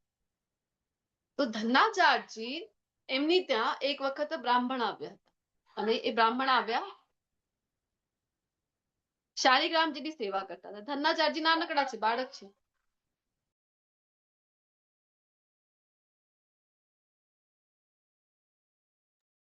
નાનકડા બાળક છે ને જયારે જોઈ રહ્યા છે કે આજે બ્રાહ્મણ છે કે કેવી સરસ મજાની ભગવાનની સેવા કરી છે, એમને આનંદ થાય છે જોઈને, ખૂબ મજા આવે છે એમને પણ જોઈને, ને એમને ઈચ્છા થાય છે કે હું એ સેવા કરું, હું એ સેવા કરું, ને એમની પાસે વિનંતી કરે છે કે મને શાલિગ્રામ આપો તમારે. જયારે ખબર પડી ને કે હવે જવાના છે બ્રાહ્મણ, તો એમને વિનંતી કરે છે કે મને સોંપી જાઓ તમારા શાલિગ્રામજી, હું સેવા કરીશ, મેં બધું જોઈ લીધું છે, મેં બધું શીખી લીધું, હું સેવા કરીશ, હું સેવા કરીશ. એવી જીદ કરે છે. અને હવે એ તો જાટ જે જાતિ હતી એમની એ હતી જાટ. જાટ જાતિના હતા, એમની પાસે ભગવાન આપી દેવા, શાલિગ્રામજી આપી દેવા, તો એ બ્રાહ્મણ જે હતા એમને લાગ્યું કે અરે કેવી રીતે આપી દઉં, તો કેટલી જીદ કરે છે. તો શું કર્યું એમને, એમને વિચાર્યું કે ચલો એક કામ કરું, હું નાનકડો એવો પથ્થર જ લઈ લીધો અને એને જ કહી દીધું કે આ શાલિગ્રામ છે, જો આ સરસ મજાના છે, આ તું રાખી લેજે અને આની સેવા કરજે. તો અથવા તો પોતાના જે હતા એને રિપ્લેસ કરી નાખ્યું હતું ને કીધું કે આ જ શાલિગ્રામ રિયલ છે ને આની તું સેવા કરજે. અને ત્યાંથી પોતે નીકળી ગયા. એ તો નીકળી ગયા, પરંતુ જે મુજબ સેવામાં પૂછ્યું હતું એ બાળકે, નાનો બાળક હતા ને ધન્નાજા, પૂછ્યું હતું કે કેવી રીતે સેવા કરું હું, તો કીધું કે અરે તે મને જોયું તો છે ને, સરસ મજાનું ભગવાનનો શ્રૃંગાર કરવાનું, તિલક કરવાનું, એમને ઇત્ર વગેરેથી સેવા કરવી, અને પછી સરસ મજાનું ભોગ ધરાવવાનો ભગવાનને, શાલિગ્રામજીને. આપણે જમીએ ને પહેલા ભગવાનને અર્પણ કરી પછી આપણે જમવાનું. આવી બધી સેવાઓ સમજાવી દીધી. અને ધન્નાજાટ પણ ખૂબ એક્સાઇટેડ, નાનકડા છે ને, ઠીક છે. અને પછી હવે એમને ચંદન ને આવી કુમકુમ ને કઈ મળ્યું નહીં, તો સેવા કેવી રીતે કરશે, શૃંગાર કેવી રીતે કરશે. તો ઈંટ હોય છે ને, ઈંટ લઈ આવે. ઈંટને શું કહે છે ગુજરાતીમાં? બ્લોક્સ કહે ને ઈટ જ ઇંગ્લિશ. કહેવાય માતાજી, ઈટ જ કહેવાય, ઈટ જ. હા, ઠીક છે, ઈટ. ધન્યવાદ. ઈંટ લઈ આવ્યા અને ઈંટ નો ચૂરો કરીને એના દ્વારે પાણી એમાં મિશ્રિત કરીને એના દ્વારા શ્રૃંગાર કર્યું. આજે શાલિગ્રામજી શ્રૃંગાર કર્યું સરસ મજાનું. અને પછી જયારે રસોઈ બની ગઈ તો એમની માતા પાસેથી લઈ આવ્યા થાળીમાં, અને થાળીમાં લઈ આવ્યા ને ભગવાનની સમક્ષ મૂકી દીધું. ને ભગવાને કીધું કે ચલો હવે જમી લો, જમી લો, જમી લો કરીને ત્યાં બેઠા રહ્યા, બેઠા રહ્યા. અને ભગવાન તો કઈ જમે જ નહીં, જેટલું મૂક્યું એટલું ને એટલું જ. પછી તો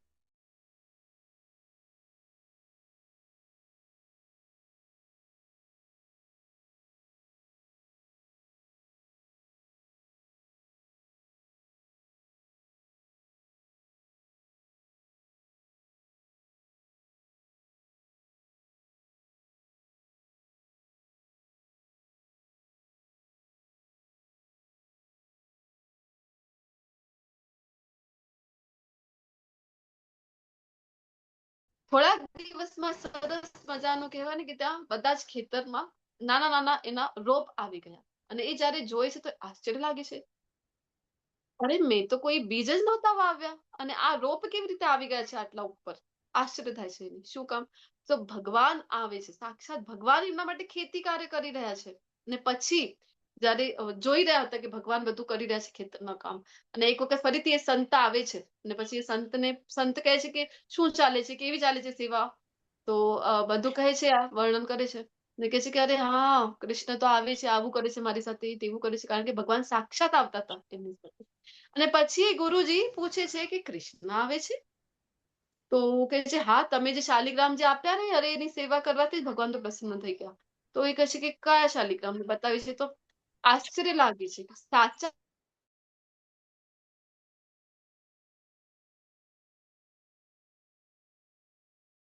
પથ્થર ઉપાડીને આપી દીધું ને કહી દીધું કે આ જ છે શાલિગ્રામ, આ જ છે કૃષ્ણ, આ છે ભાવ, આ છે પ્રેમ. આપણે એને વિગ્રહ માનીશું તો કૃષ્ણ તો કહે છે યથા મામ પ્રપદ્યન્તે તાં તથૈવ ભજામિ. આપણે જો માની આપણો પ્રેમ સ્વીકાર કરવા છે તો સાક્ષાત મારા કૃષ્ણ છે આવું જો માનીશું. હિન્દીના વર્ગ હું લેતી હતી અત્યારે લેવલ 1 માં. એક માતાજી કે પૂછતા હતા મને પ્રશ્નમાં કે હું જ્યારે બીજાના પણ શ્રી વિગ્રહ જોઉં ને તો મને તો એમાં મારા જ લાલા, મારા જ ગોપાલના દર્શન થાય છે. તો એવું કહેતા હતા. અને એક માતાજી દર્શન કરાવતા હતા. મેં એમને કીધું હતું કે મારી પાસે ગિરધર છે નાના, એ કહેતા હતા દર્શન કરાવતો. મેં કીધું શ્રોતા છે, આ સાંભળે છે ક્લાસમાં. તો કહી રહ્યા હતા કે મારા છે. તો એ દર્શન કરાવતા હતા પોતાના નાના નાના એમના હતા શ્રીમતી રાધિકા લાલીના સ્વરૂપમાં અને બાલગોપાલ. તેમનું નામ કહેતા હતા કે નીલમણી છે. અને કહેતા હતા એ પણ શ્રોતા છે, એ પણ તમે જયારે જયારે ક્લાસ લો છો ને એ પણ બેસીને સાંભળી રહ્યા છે. તો એ માને છે કે સાચા વિગ્રહ એટલે સાક્ષાત કૃષ્ણ છે, બીજું કોઈ નહીં. હરે કૃષ્ણ માતાજી. કીર્તન લઈ લેશે માતાજી?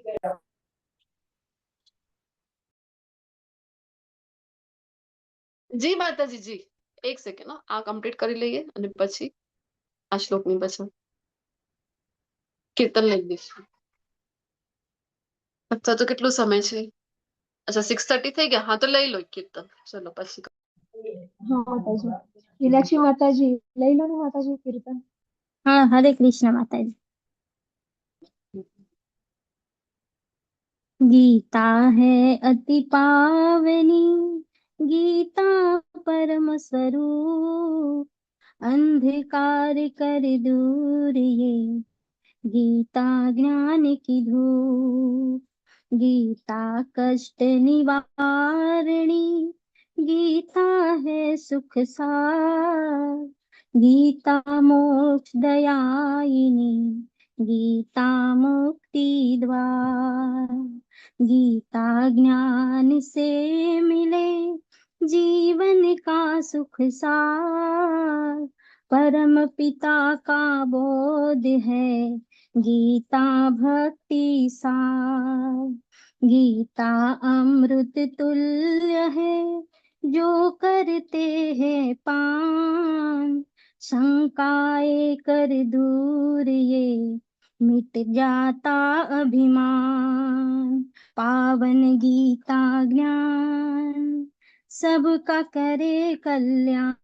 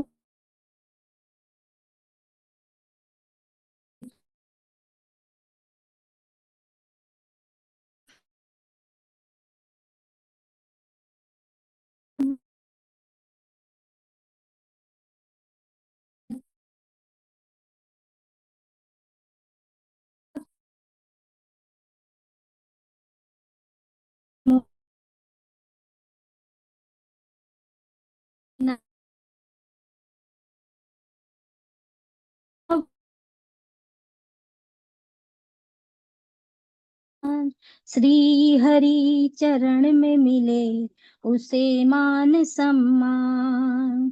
गीता है हरि के वचन, गीता हरि उपदेश, गीता जीवन सार का मार्ग अति विशेष।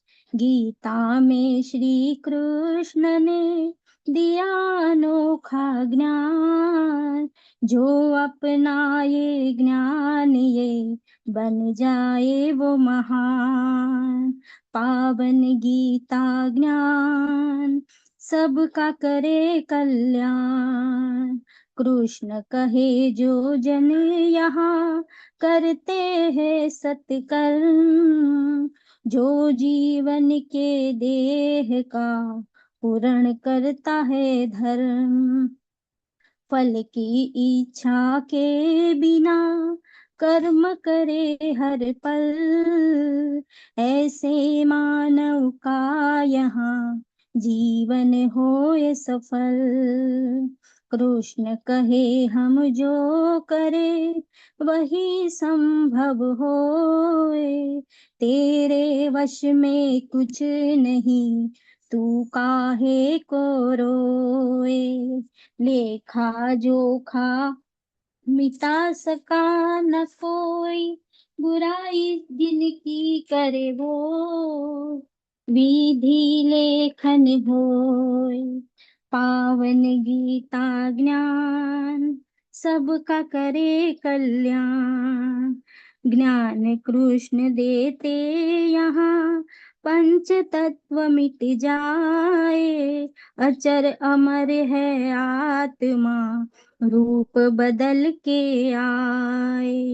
नए वस्त्र बदले सदा, मानव तज के पुराण, आत्मा न्यो धारण करे, नवतन बन के प्राण। गीता का जो ज्ञान ले, वो प्राणी तर जाए, 1,84 भव कटे, अवन गवन मिट जाए। गीता में श्री कृष्ण ने, गीता के श्री ज्ञान से, खुलते मन के द्वार, निर्मल तन मन होत है, प्राणी भव से पार। पावन गीता ज्ञान, सबका करे कल्याण। पावन गीता ज्ञान, सबका करे कल्याण। हरे कृष्ण माता जी। હરી બોલ હરી માતાજી. ખૂબ બોલ જ માતાજી, ખૂબ હરે જ બોલ સુંદર માતાજી. માતાજી, હરી બોલ. હરે બોલ માતાજી, હરે માતાજી હરિ બોલ. હા હરે માતાજી, બોલ બહુ માતાજી. મજા આવી ગઈ. એવું ચાલુ જ રાખો એવું થતું હતું. Thank you. હરી બોલ. બહુ ખૂબ બહુ સુંદર સરસ માતાજી. ગાયું હો. માતાજી બહુ સરસ ગીત ગાયું. બહુ સરસ. ભજન બહુ સરસ હતું. બહુ સરસ હતું. હરી બોલ, હરી બોલ. ખૂબ સુંદર. Thank you. તો અહીંયા બધાના ચેટ બોક્સમાં પણ ઘણા બધા આવ્યા છે તમારા માટે. જી, તો ખૂબ સુંદર. આપણે પણ પ્રયત્ન કરવો જોઈએ કે ભગવાનની સેવામાં આપણે પણ પોતાનું કીર્તનના દ્વારે એક સેવા કરવાનો લાભ લઈએ. ચલો આગળ વધીએ. આપણે તો બ્રહ્મ સંહિતાની વાત કરી, આપણે ઓલરેડી કરી ચુક્યા છે. ભગવાન કોઈ પણ અંગથી કોઈ પણ કાર્ય કરી શકે છે, જે 5.32 માં બ્રહ્માજી કહે છે. અને બીજું 5.1 બ્રહ્મ સંહિતા બધાને આવડે છે, એટલે બધાને વિનંતી કરીશ કે બધા મારી સાથે બોલો. ઈશ્વર પરમ કૃષ્ણ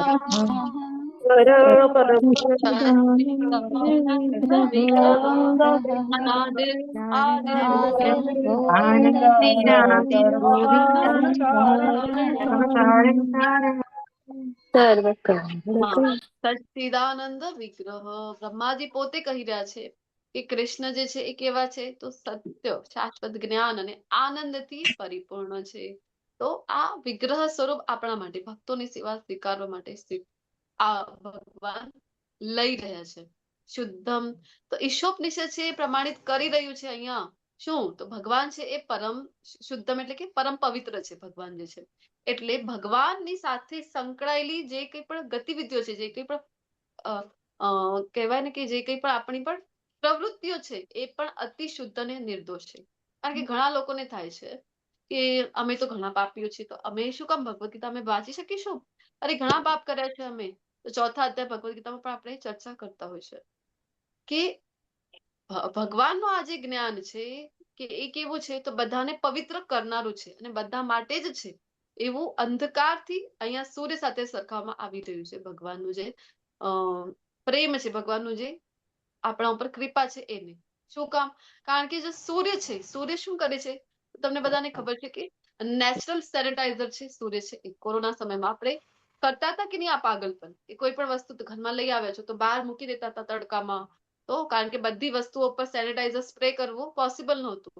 તો ઘણી બધી વસ્તુ આપણે બહારથી ગ્રોસરી શોપથી ગ્રોસરી પણ આવી ગઈ તો તરત જ બધું તડકામાં મૂકી દેતા કે નેચરલ સેનિટાઈઝર છે. બધી જ અપવિત્ર અશુદ્ધ વસ્તુઓને પણ સૂર્ય છે એ પવિત્ર કરી રહ્યું છે, શુદ્ધ કરી રહ્યું છે. તો એનો અર્થ એ નથી કે સૂર્ય હવે ગંદુ થઈ ગયું અને એટલી બધી વસ્તુઓમાંથી જંતુઓને માર્યા અથવા એટલી બધી ગંદકી હતી એને સાફ કરી દીધું સૂર્ય. ચલો હવે સૂર્યમાંથી વાસ આવતી હોય અથવા તો સૂર્ય ઉપર હવે ડાઘ દેખાઈ રહ્યા છે એટલે સૂર્ય ગંદુ થઈ ગયું બધાને સાફ કરતા કરતા. ક્યારે થાય છે આવું? નહીં. તો આ છે ભગવાનનું પણ પ્રેમ ને ભગવાનની પણ શક્તિ કે ભગવાન બધાને પવિત્ર કરનાર છે. તમે ગમે તેટલા પાપી છો, ભગવાન કહે છે ને સર્વધર્માન પરિત્યજ મામેકમ શરણમ વ્રજ અહમ ત્વામ સર્વ પાપેભ્યો મોક્ષયિષ્યામિ મા શુચ. અરે ગમે તેટલા પાપી છો, ભગવાનની શરણમાં આવી જાઓ. કૃષ્ણ સાથે સંકળાયેલી કોઈ પણ વસ્તુ હવે શુદ્ધ બની જાય છે. ને એટલા માટે જ આપણે અપાપ વિદ્ધમ કેટલો પણ અયોગ્ય હોય, કેટલો પણ પાપી હોય, તો પણ કૃષ્ણ સાથે જોડાઈ જશે, કૃષ્ણની ભક્તિમાં પ્રેમમાં જોડાઈ જશે, તો એ પણ શુદ્ધ થતું રહેશે. ને એને જ પ્રમાણિત કરવા માટે કૃષ્ણ સાથે સ્પર્શ પણ થઈ ગઈ, કૃષ્ણ સાથે જોડાઈ ગયા કોઈને કોઈ માધ્યમથી, તો પણ હવે એ અપવિત્ર રહેશે નહીં. તો તત્વચિંતક, મનીષી અને પરિભુ. તો શ્રી કૃષ્ણ છે કેવા છે? તો આત્મનિર્ભર તત્વચિંતક છે, પણ કૃષ્ણને આપણે ઓળખી શકતા નથી. અને પ્રભુને પરિભુ એટલે કે જે સર્વજ્ઞ મહાન છે. તો કૃષ્ણ મહાન છે અને આપણે એમને ઓળખી શકતા નથી. ને બીજા જીવોને ભગવાન પાસેથી માંગણી કરતા ભાવાત્મા શ્રીલ પ્રભુપાદજી લખી રહ્યા છે કે કૃષ્ણ છે એ જ અલ્ટિમેટ છે, કારણ કે બીજા બધા તો ભગવાન પાસે માંગણી જ કરી રહ્યા છે, મને આ આપી દો, પેલું આપી દો. તો એ બધાની સરખામણી કરવામાં આવી છે ભિખારીઓની સાથે. ભિક્ષુક જે છે શું કરે છે? યાચના જ કરે છે, મને આ આપી દો, પેલું આપી દો. તો સેમ વે બધા કૃષ્ણ પાસે યાચના જ કરતા હોય છે, આ મળી જાય, પેલું મળી જાય. તો જો બીજા બધા જીવો ભગવાન ની બરોબરીમાં હોત, અથવા ભગવાન જેટલા શક્તિમાન હોત, તે ભગવાન પાસે યાચના ના કરત. નહીં, આપણે ભાગવતમની અનેક સ્તુતિઓ છે ત્યાં જોઈ રહ્યા છે, બધા જ દેવી દેવતાઓ ભગવાન શ્રી કૃષ્ણની શરણાગતિ સ્વીકારી રહ્યા છે, ભગવાનનું સ્તુતિઓ કરી રહ્યા છે, કારણ કે બધા જાણે છે પરમ તત્વ, પરમ સત્ય કૃષ્ણ જ છે. તો એ જો પોતે હોય તો પોતે આવી યાચનાઓ ના કરે, માંગણી ના કરે. તો જે નિરાકારવાદીઓ છે એ પણ ભગવાન પાસે એક ઈચ્છા રાખતા હોય છે. આમ કોઈ ઈચ્છા નથી સંસારી, પણ કહે છે મુક્તિ મળી જાય, એમને મુક્તિ મળી જાય. અને મુક્તિની આશા રાખવી એ પણ તો એક માગવું જ છે, એ પણ તો કઈક પ્રાપ્ત કરવાની ઈચ્છા જ છે. તો મુક્તિ પણ માગવું થઈ જાય છે. તો આ આપણે કરવું જોઈએ નહીં. કૃષ્ણ પાસેથી કોઈ ઈચ્છા રાખવી જોઈએ નહીં. ભક્તો આ જ કરે છે ને, ભક્તો કૃષ્ણ પાસેથી ભક્તિ સિવાય કઈ ઈચ્છતા નથી. તો અનાદિકાળથી ભગવાન જે છે એ જીવોની જરૂરિયાતની પૂર્તિ કરી રહ્યા છે. જે કઈ છે આપણા માટે જરૂરિયાત, જીવન યાપન કરવા માટે બધું કોણ આપે છે? બધા જીવાત્માઓને કોણ આપી રહ્યું છે? કૃષ્ણ. તો અને બધું ભગવાનની ઈચ્છાથી જ થાય છે. તો આપણને એવું થાય છે આ બધું ફિક્સ જ છે, તો ચલો એક કામ કરીએ, બધું ભાગ્યમાં જે છે એ જ થવાનું છે ને, તમે કઈ કામ જ નથી કરતા, થવાનું છે તો થશે. આવું કોઈ માને, અથવા તો કોઈ માને તો બધું કૃષ્ણ જ ડિસાઈડ કરે છે. આ એક લોકો છે કે કૃષ્ણની કૃપા ઉપર નિર્ભર છે, તો કહે છે કે થવાનું છે એ તો થશે, તો અમે કઈ કરીશું નહીં. ને બીજો એક વર્ગ છે કર્મ પ્રધાન છે, એ કહે છે કે ના, અમે તો કર્મને માની, કર્મનો સિદ્ધાંત લાગુ થાય છે, જેવા કર્મ કરશો એવું પણ મળશે. તો બંને વસ્તુઓને સમજવી ખૂબ ઇમ્પોર્ટન્ટ છે. બંને વસ્તુઓ પોતપોતાનામાં એકલામાં સાચી પુરવાર થતી નથી. જો કોઈ માને કે ભાગ્ય જ બધું છે, કૃષ્ણ બધું છે, હું કઈ નહીં કરીશ, તો ભગવદ્ ગીતા એ જ તો સમજાવી રહી છે, આખી ભગવદ્ ગીતા સમજી રહ્યા છે આપણે. અર્જુનજી વારંવાર એ જ તો પ્રશ્ન પૂછી રહ્યા છે, કર્મ કે સંન્યાસ, હું જ્ઞાનમાં આગળ વધું કે સંન્યાસ લઈ લઉં? તો કૃષ્ણ એ જ સમજાવી રહ્યા છે કે 5મો અધ્યાય આવ્યો ને, કૃષ્ણ ભાવના યુક્ત કર્મ. અરે અર્જુનજી, બંને માર્ગ સાથે પણ ચાલી શકે, પેરેલલ પણ ચાલી શકે, અને એ જ કરવાનું છે. જ્ઞાન અને કર્મ સાથે લઈને કરીશું તો ભક્તિનો ભાગ બંને બની જશે. તો એવું નથી કે બધું ભાગ્ય પર છોડીને તમે કાંઈ નહીં કરો હવે, તો પણ ખોટું કહેવાશે, તો પણ મૂર્ખાઈ કહેવાશે. અથવા તો તમે કર્મ પ્રધાન જ માનશો તો બધું કર્મ ઉપર છે ભાઈ, તો બધું કર્મ ઉપર છે. તો આપણે જોઈએ છે ઘણા લોકો એટલું બધું એફર્ટ કરે છે, એટલું બધું પ્રયત્ન કરે છે, પણ સફળતા એમને મળી નથી રહી. બીજી બાજુ કોઈ એક વ્યક્તિ છે કરે છે, પુરુષાર્થ તો કરવું જ પડે છે. ભગવદ્ ગીતાનું પહેલું જ ટીચિંગ જે કર્મ વિશેનું આપી રહ્યા છે ભગવાન, એ જ કહે છે કે નિયત ફરજ તો બજાવવી જ પડે. તો કરે છે પ્રયત્ન, પણ એટલું નહીં કે જે બીજો વ્યક્તિ કરી રહ્યો હતો તો પણ એને હાર્યા કરતા વધારે સફળતા મળી રહી છે. શું કામ? આ સમજવું ઇમ્પોર્ટન્ટ છે કે અલ્ટિમેટ ઈચ્છા તો કૃષ્ણની છે, પણ આપણા પ્રયત્નો, આપણો એફર્ટ, આપણો પુરુષાર્થ પણ ખૂબ ઇમ્પોર્ટન્ટ છે. અંતે તો પછી કૃષ્ણ કહે છે કે બધું ફળ મારા ઉપર છોડી દો. તો ફળવાળીનું સરસ મજાનું ઉદાહરણ લાસ્ટ સેશનમાં આપણે ચર્ચા કરી હતી. ખૂબ સુંદર ઉદાહરણ આવે છે કે નહીં? ફળવાળી આવી છે જ્યારે, અને એવું નથી કે કૃષ્ણને બધા ફળ આપી દે તો કૃષ્ણ બધા ફળ લઈને જતા રહેશે. જો તમારા બધા ફળ લઈને હું તો નીકળી ગયો, તમને તો કાંઈ ન મળ્યું, એવું નહીં. કૃષ્ણ બધું જ આપી દે છે. જે કંઈ જરૂરિયાત છે એના કરતા પણ વધારે કૃષ્ણ છે એ પૂર્ણ કરે છે. ફળવાળીનું ઉદાહરણ આવે છે ને કે લઈ આવી ત્યારે ફળ લઈ લો, ફળ લઈ લો, મીઠે મીઠે ફળ લઈ લો, આવું કરીને આવે છે વ્રજધામમાં, અને બધા એની પાસેથી એ સમય વસ્તુ વિનિમય હતું તો લઈ રહ્યા છે વસ્તુ.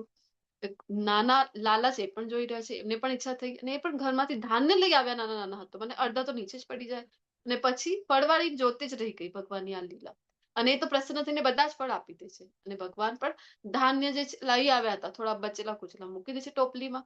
અને ફળવાળી તો એટલી ભગવાન પ્રત્યે આકૃષ્ટ થઈ ગઈ કે જયારે રિટર્ન થાય છે તો આવી ત્યારે તો ફળ લઈ લો કરીને આવીને હવે જઈ રહી છે ત્યારે અરે કોઈ કૃષ્ણ લઈ લો કૃષ્ણ, અરે કોઈ માધવ લઈ લો, અરે કોઈ લાલા લઈ લો. ને પછી એને ભાન આવી કે શું બોલી રહી છું ને અચાનક ટોપલી એવી ભારી કેમ થઈ ગઈ ને જોઈ છે તો શું જેટલા ધાન્ય મૂક્યા હતા બધા અમૂલ્ય માણેકમાં રત્નોમાં પરિવર્તિત થઈ જાય છે. તો આ છે કૃષ્ણ. કૃષ્ણ તમારા ફળ લઈને જતા નથી, કૃષ્ણ તમને અનેક ગણું વધારે પોતાની દયા એમાં એડ કરીને હજી પણ આપી દે છે. તો કૃષ્ણની દયા નથી, કૃષ્ણની કૃપા નથી તો કોઈ પણ કાર્ય સફળ પણ નહીં થાય. આપણું પુરુષાર્થ પણ જરૂરી છે, સાથે સાથે કૃષ્ણની કૃપા પણ એટલી જ જરૂરી છે. એવું નથી કે તમે કહેશો કે અમે તો એક્ઝામ જ નહીં આપી. અહીંયા ઉદાહરણ શીલા પ્રભુપાદજી જે આપી રહ્યા છે એ જજનું જ ઉદાહરણ આપી રહ્યા છે કે જજ માટે કોઈ ખૂબ પ્રયત્ન કરે છે, એક્ઝામ આપે છે અને પણ થઈ જાય છે એનું બધું. પણ એવું છે કે જો બહુ ઓછા લોકો છે કે જે સમજે છે શું કે જો કોઈ વ્યક્તિ ઉચ્ચ અદાલતના ન્યાયાધીશ બનવા માંગે છે તો તે પદ મેળવવા માટે જરૂરી લાયકાત તો અપૂરતી છે. તે કોઈ ઉચ્ચ અધિકારી દ્વારા પુરસ્કૃત થયેલું હોવું જોઈએ. સેમ વે અહીંયા પણ આપણે આપણો તો પુરુષાર્થ કરવું જ છે. માત્ર તમે એક્ઝામ પાસ કરી લો તો ના થાય. અહીંયા જજનું જે ઉદાહરણ આપ્યું છે કોઈ ઉચ્ચ પુરસ્કૃત મનુષ્ય જે હોય પદવી ઉપર હોય એ તમને સ્વીકૃતિ આપે પોતાની તો જ તમે જજ બની શકો છો. સેમ વે અહીંયા પણ તમે તમારા એફર્ટ તો નાખો જ, 100% નાખવાના છે, કૃષ્ણ પણ કહી રહ્યા છે. પણ એની સાથે સાથે કૃષ્ણની કૃપા પણ મળવી જરૂરી છે. અને કોના પર કૃપા કરવી, ક્યારે કૃપા કરવી, કેટલી કૃપા કરવી, આ બધા રાઇટ્સ છે ને એ કૃષ્ણ એ પોતાની પાસે છે, રિઝર્વ રાખેલા છે. તો આપણે આપણા હાથમાં શું છે એ આપણે કરી શકાય. હવે મારે સ્લાઇડ ચેન્જ કરવી પડશે. નેક્સ્ટ મંત્ર છે એ નેક્સ્ટ સ્લાઇડમાં છે. આપણા હાથમાં શું છે એ આપણે કરી શકાય. આપણા હાથમાં છે કૃષ્ણને પ્રેમ કરવો. આપણે એ કરી શકીશું અને એ જ કરીશું. બાકી કૃષ્ણના ઉપર છોડી દો.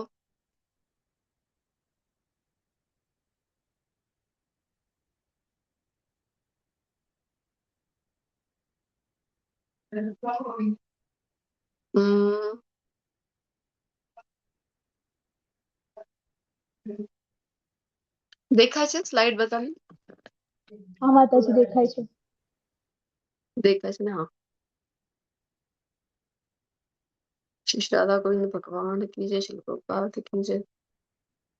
તો 9 થી લઈને 11 સુધીના જે મંત્રો છે એમાં ભગવાનના જ્ઞાનના રૂપમાં વર્ણન કરવામાં આવેલું છે.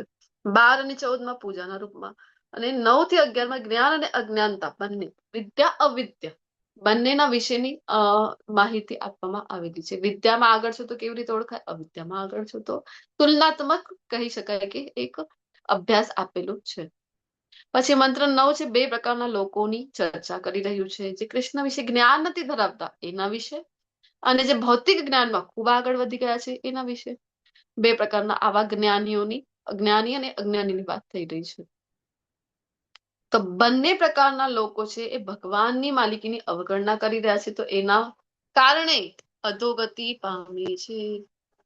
અને અજ્ઞાનતા અને ખોટા જ્ઞાનની કેળવીશું આપણે માત્ર તો શું થશે, શું પરિણામ થશે એ પણ મંત્ર 9 માં સમજાવવામાં આવ્યું છે. તો શરૂઆત કરીએ મંત્ર 9 સાથે. બધાને વિનંતી છે અનમ્યુટ કરીને મારી પાસે બોલો. અંધમ તમ પ્રવિશન્તિ અંધં તમઃ પ્રવિશન્તિ વિદ્યામુપાસતે ये विद्यामुपासते તોય તે તમો तत ય ઉ વિદ્યાયામ રતઃ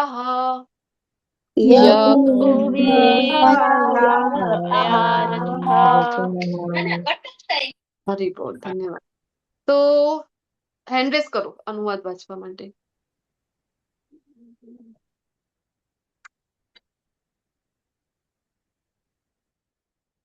હવે જે વધારે અવસર જેમને નથી મળતો એમને લઈએ. આશા પટેલ માતાજી, હરે કૃષ્ણ, વાંચો. હા, હરે કૃષ્ણ માતાજી, સાદર પ્રણામ. શ્રી પ્રભુપાદ કી જય. અવિદ્યાની પ્રવૃત્તિમાં રચ્યા પચ્યા રહેનારા લોકો અજ્ઞાનના ઘોરદમ અંધકાર ભર્યા પ્રદેશમાં પ્રવેશે છે. તેથી પણ વધુ ખરાબ દશા જેઓ કહેવાતા જ્ઞાની પ્રવૃત્તિઓમાં લાગ્યા રહે છે તેમની થાય છે. હરે કૃષ્ણ માતાજી. હરે કૃષ્ણ, ધન્યવાદ, ખૂબ ખૂબ ધન્યવાદ. તો અહીંયા કહી રહ્યા છે, ગતિ બતાવી રહ્યા છે કેવી થશે. કોની વિદ્યા અને અવિદ્યા બંનેની ચર્ચા થઈ રહી છે. તો વિદ્યા કોને કીધું છે ને અવિદ્યા કોને કીધું છે. અહીંયા કહે છે કે બંનેની ગતિ તો ખરાબ જ થવાની છે. વિદ્યામાં જે આગળ છે એની પણ અને અવિદ્યામાં જે આગળ છે એની પણ. આ સમજવું અહીંયા ખૂબ ઇમ્પોર્ટન્ટ છે કે કોને અવિદ્યા કહી રહ્યા છે ને કોને વિદ્યા કીધું છે. તો શિક્ષણની કહેવાતી પ્રગતિ, અત્યારે જે આપણે કહીએ ને કે અત્યારનું જે શિક્ષણ છે એ કેવું છે, માત્ર ને માત્ર ભૌતિક જ્ઞાન અપાઈ રહ્યું છે. તો ભૌતિક જ્ઞાન માત્ર લઈ રહ્યા છો તો ગમે તેટલી હાયર લેવલની ડિગ્રી પ્રાપ્ત કરી લો, અને પીએચડી સુધીની પણ ડિગ્રી પ્રાપ્ત કરી લો, આત્મા વિશેનું જ્ઞાન તો અપાતું નથી. ભગવદ્ ગીતા 9મા અધ્યાયમાં આપણે ચર્ચા કરીએ છીએ કે ભૌતિક જ્ઞાન કેવું છે કે અહીંયા આત્મા વિશેનું કોઈ પણ યુનિવર્સિટીમાં જ્ઞાન અપાતું નથી. એ સૌથી અલ્ટિમેટ છે, એના વિશે તો જ્ઞાન જ નથી. તો આને જે કીધું છે અહીંયા અવિદ્યા. શું કામ? તો આમ તો ભૌતિક દ્રષ્ટિએ જોઈશું તો ઘણું બધું ભણેલા ગણેલા દેખાશે તમને, પણ કૃષ્ણ પ્રતિ જ્ઞાન નથી. આવા સમૂહને ઓછા શિક્ષિત પ્રભુપાદજી કહી રહ્યા છે. શું કામ? કારણ કે આવા જે સમૂહ છે ને, આમ તો શિક્ષિત છે ભૌતિક દ્રષ્ટિથી, પણ જે ઓછા શિક્ષિત છે એના કરતા પણ વધારે ડેન્જરસ છે. મેં એક જગ્યાએ સાંભળ્યું હતું કે જે આપણે કહીએ ને કે મૂલ્ય શિક્ષણ વિનાનું, આધ્યાત્મ જ્ઞાન વિનાનું, કૃષ્ણ વિનાનું જ્ઞાન જયારે આપણે આપી રહ્યા છે ભૌતિક જગતમાં, તો તમે જેટલું વધારે ને વધારે જ્ઞાન આપશો તો એવો એ વ્યક્તિ વધારે ખતરનાક બની જશે. બાળકો વધારે ખતરનાક. શું કામ? કારણ કે આ તો એવું થઈ ગયું, એક તો આતંકવાદી અને ઉપરથી આતંકવાદીના હાથમાં જો AK-47 પકડાવી દેવામાં આવે તો શું હાલ કરશે એ? એક તો આતંકવાદી છે તો આમ જ ઉધમ મચાવશે જ્યાં જશે. અને એમાં પણ એને તમે કહેવાય ને કે સુસજ્જ હથિયારો એને આપી રહ્યા છો તો શું કરશે? હજી ને હજી વિનાશ કરશે.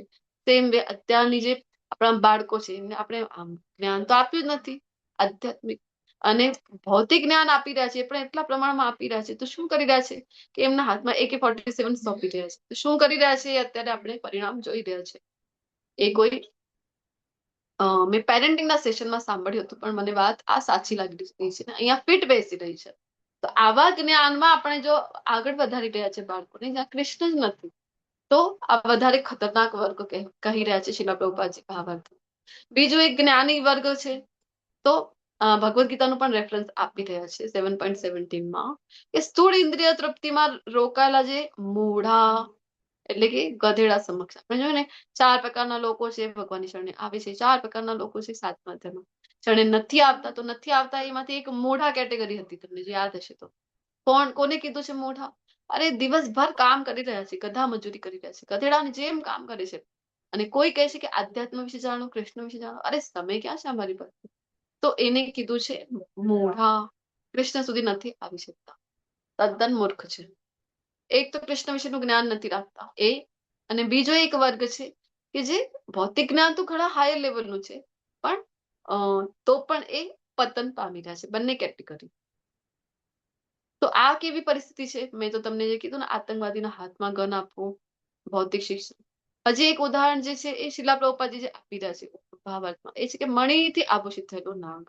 નાગ આમ જ ડેન્જર હોય છે, તમને ખ્યાલ છે ને? નાગ જે છે, સર્પો, નાગ આમ જ ખતરનાક છે, ઝેરીલો હોય છે, અને એમાં પણ જો મણિથી સુશોભિત હશે તો કેટલો ખતરનાક નહીં, વિચાર કરો. તો આના કરતા પણ ભયંકર હાલત છે એ શીલા પ્રભુપાદજી લખી રહ્યા છે કે શિક્ષણ ભગવાન કેન્દ્રિત હોવું જોઈએ, અને જો નથી તો એનું હાલ એવું જ છે કે તમે નાગ છે અને એના ઉપર નાગ વિના રત્ન મેળવો, આવું આ હાલ છે. બીજો મૃત શરીરને શણગારવું. મૃત શરીર છે, વિચાર કરો, કોઈ ડેડ છે, એને તમે ગમે તેટલા આભૂષણો લઈને જો શણગારશો તો શું થશે? પાગલ કહે છે ને લોકો આપણને. તો સેમ વે હરિભક્તિ શુદ્ધોદયનો શ્લોક અહીંયા રેફરન્સમાં આપી રહ્યા છે શીલ પ્રભુપાદજીને કહે છે કે એમાં કીધું છે કે અધર્મી લોકો દ્વારા શિક્ષણની પ્રગતિને મૃત શરીર પરના શણગાર સાથે સરખાવવામાં આવી રહ્યું છે કે મૃતના ઉપર તમે ગમે તેટલા ઘરેણા ચોંટાડી દો પણ ફાયદો શું થશે? એવી જ રીતે કૃષ્ણ નથી, કૃષ્ણના વિનાનું જો જ્ઞાન આપી રહ્યા છો, ગમે તેટલું આપી રહ્યા છો તો ફાયદો શું છે? તમે મૃત ઉપર શણગાર કરી રહ્યા છો, એવું આ હાલ છે. બે પ્રકારના લોકો કહેવાતા જ્ઞાનમાં રોકાયેલા છે. પહેલો પ્રકાર છે કે ભૂલ કરેલા સાંસારિક શિક્ષકો વેદવાદ રત છે, એટલે કે આર્ય સમાજ જેવો જે જૂથ છે. હવે કોઈની પણ ટીકા ટિપ્પણી કરવાનો અહીંયા કોઈ હેતુ આશે નથી, પણ શીલા પ્રભુપાદજી ભાવાર્થમાં આપી રહ્યા છે કે આ સમાજના વર્ગો છે, આર્ય સમાજના વર્ગો શું કરી રહ્યા છે? આ લોકો તો ભૌતિકતાની દૃષ્ટિથી સંપન્નતા મેળવવા માટે પ્રયત્ન, અને વધુમાં વધુ શું કરી રહ્યા છે? તો ઉચ્ચ ગ્રહની પ્રાપ્તિ કેવી રીતે થશે? ઉચ્ચ ગ્રહમાં જઈને કરવાનું શું છે? તમારે વધારે ને વધારે ઇન્દ્રિય તૃપ્તિ કરવી છે. તો બસ આના જ વિશે તમે વેદોને જ માની રહ્યા છો. બસ વેદોમાં પણ એ જ ભાગ કે જે તમને ઉચ્ચ ગ્રહ સુધી પહોંચાડી દે. તો ફાયદો શું છે? અલ્ટિમેટ શું છે? આમ આપણે જોઈ ગયા 9મા અધ્યાયમાં ભગવદ ગીતા, શીને પુણ્ય મર્ત્ય લોકમ વિશંતિ, ગમે તેટલા પુણ્ય કરો, ઉચ્ચ લોક પ્રાપ્ત કરો, પણ અંતમાં તમને અહીંયા ફરીથી આવવું જ પડશે. જેવું બેલેન્સ ખતમ, ક્રેડિટ કાર્ડ બેલેન્સ ખતમ, તો ફરીથી અહીંયા આવવું પડશે. પપ્પા પાસે જવું પડે, ક્રેડિટ કાર્ડ જો બેલેન્સ 0 થઈ જાય. સેમ વે તમને ભૂલોક ઉપર આવવું પડશે. પુણ્યનું ભાતું ખતમ. તો ફાયદો શું છે? આવા વેદવાદ રત લોકો કહેવાતા દેખાય, આપણને એવું લાગે અરે વાહ સરસ મજાનું વેદાધ્યન કરી રહ્યા છે, પરંતુ કરી શું રહ્યા છે વાસ્તવમાં? એ ઇન્દ્રિય તૃપ્તિની અહીંયાના નહીં પણ ત્યાંના ઇન્દ્રિય તૃપ્તિની તો લાલસા રાખી રહ્યા છે. અલ્ટિમેટલી ફસાવાનું કામ છે. તો અને બીજા જે છે શિક્ષક, ઉચ્ચ શિક્ષણમાં જેને કહી શકાય એ કયા છે? તો વિદ્યાયામ રતઃ. તો એ શું કરી રહ્યા છે? તો જ્ઞાન વેદોનો અભ્યાસ કરે છે. રતા એટલે કે જેઓ રોકાયેલા છે. આચાર્યોની અવગણના કરવાને લીધે વેદોના વાસ્તવિક હેતુ સુધી નથી પહોંચી શકતા આવા જે લોકો છે. આવા વેદવાદ રત લોકો વેદોના દરેક શબ્દના અર્થ એવા શોધી કાઢે છે કે જેમના પોતાનો હેતુ ક્યાં સેટિસ્ફાય થશે, કે મારી ઇન્દ્રિય તૃપ્તિ ક્યાં થશે, મારી ઈચ્છાની ક્યાં તૃપ્તિ થશે, આવા મિનિંગ વેદોમાંથી શોધીને કાઢીને લઈ આવે છે. આચાર્યોની અવગણના કરી એટલે વેદોના સારને નથી પકડી શક્યા. અને શું કરે છે પછી આવા લોકો? તો આવા લોકો જે છે નથી જાણતા કે વૈદિક સાહિત્ય એ સામાન્ય પુસ્તકોનો કોઈ સંગ્રહ નથી. ગુરુ શિષ્ય પરંપરા સિવાય બીજી કોઈ રીત જ નથી, કોઈ પદ્ધતિ જ નથી કે તમે આ જ્ઞાનને સમજી શકો. આટલા માટે શું ભગવદ ગીતામાં પણ ભગવાને કીધું ને, એવમ પરંપરા પ્રાપ્ત્યમ ઇમમ રાજર્ષિયો વિદુહુ. આ જ્ઞાન લેવું કેવી રીતે જોઈએ? ગુરુ શિષ્ય પરંપરાથી. અદરવાઇઝ તો આપણે એ જ કરીશું, પોતાનો હેતુ ક્યાં પૂર્ણ થાય છે એને જ પકડી રાખીશું. બીજો એક વર્ગ જેની વાત ભગવદ ગીતામાં પણ થઈ, માયા અપરત જ્ઞાના, માયા દ્વારા જેનું જ્ઞાન હણાઈ ગયું છે. કોનું? તો જે લોકો ભૌતિક દ્રષ્ટિથી ઘણું ઉચ્ચ લેવલની શિક્ષણ પ્રાપ્ત કરે, એને શું લાગી? આવા લોકો સાહિત્યકારો હોય, વૈજ્ઞાનિકો, ઘણા બધા વૈજ્ઞાનિકો કૃષ્ણમાં માને છે. આપણે જોતા હોય છે ઈસરોના છે ચેરમેન, ભગવદ ગીતા વાંચે છે, માને છે. એમની વાત નથી થઈ રહી. જનરલી મોસ્ટલી એવું જ થાય છે કે સાયન્ટિસ્ટ છે, મોટા મોટા સાહિત્યકારો છે, એ શું માને છે કે અરે અમે કરીએ છીએ ને કોઈ વસ્તુની શોધ, જેના લીધે તમારા બધાનું જીવન છે એ સુચારુ રૂપથી ચાલી રહ્યું છે. ભગવાન જેવું કઈ છે નહીં. અરે તમે શું ભગવદ ગીતા લઈને બેસી જાવ છો? અરે કઈક પ્રોડક્ટિવ કરો, પ્રોડક્ટિવ. તો માયા દ્વારા જ્ઞાન, આમ ભૌતિક દ્રષ્ટિથી જ્ઞાન છે, આધ્યાત્મિક દ્રષ્ટિએ શૂન્ય. તો માયા દ્વારા જ્ઞાન નહીં જાય છે, તો કૃષ્ણના શરણે નથી જઈ શકતા. હજી ભગવદ ગીતાનો શ્લોક કોટ થઈ રહ્યું છે બીજા અધ્યાયનું 69 નંબર. શું કહે છે કે જે બધા જીવો માટે રાત્રિ છે તે આત્મ સંયમીનો જાગવાનો સમય છે, અને જે સમસ્ત જીવોનો જાગવાનો સમય છે તે આત્મ નિરીક્ષક મુનિ માટે રાત્રિ છે. આનો અર્થ શું થયો? કે રાત્રે બધા સુઈ જતા હોય છે ને, તો એ સમય જે આત્મ સાક્ષાત્કારમાં જે આગળ વધવાનો પ્રયત્ન કરી રહ્યા છે, એ માર્ગ પર જવાનો પ્રયત્ન કરી રહ્યા છે, એ લોકો જાગતા મળે છે રાત્રિના સમય આપણે બધા સૂતા હોય છે. ધારો કે ફોર એક્ઝામ્પલ આપણે જો વાત કરીએ બ્રહ્મુહૂર્તને આપણે તો રાત્રિમાં જ ગણીએ છીએ, તો એ સમય પણ ભક્તોને તમે જોયા હશે તો ભક્તો સવારે વહેલા ઉઠી જાય છે, 3:30 વાગે, 4 વાગે.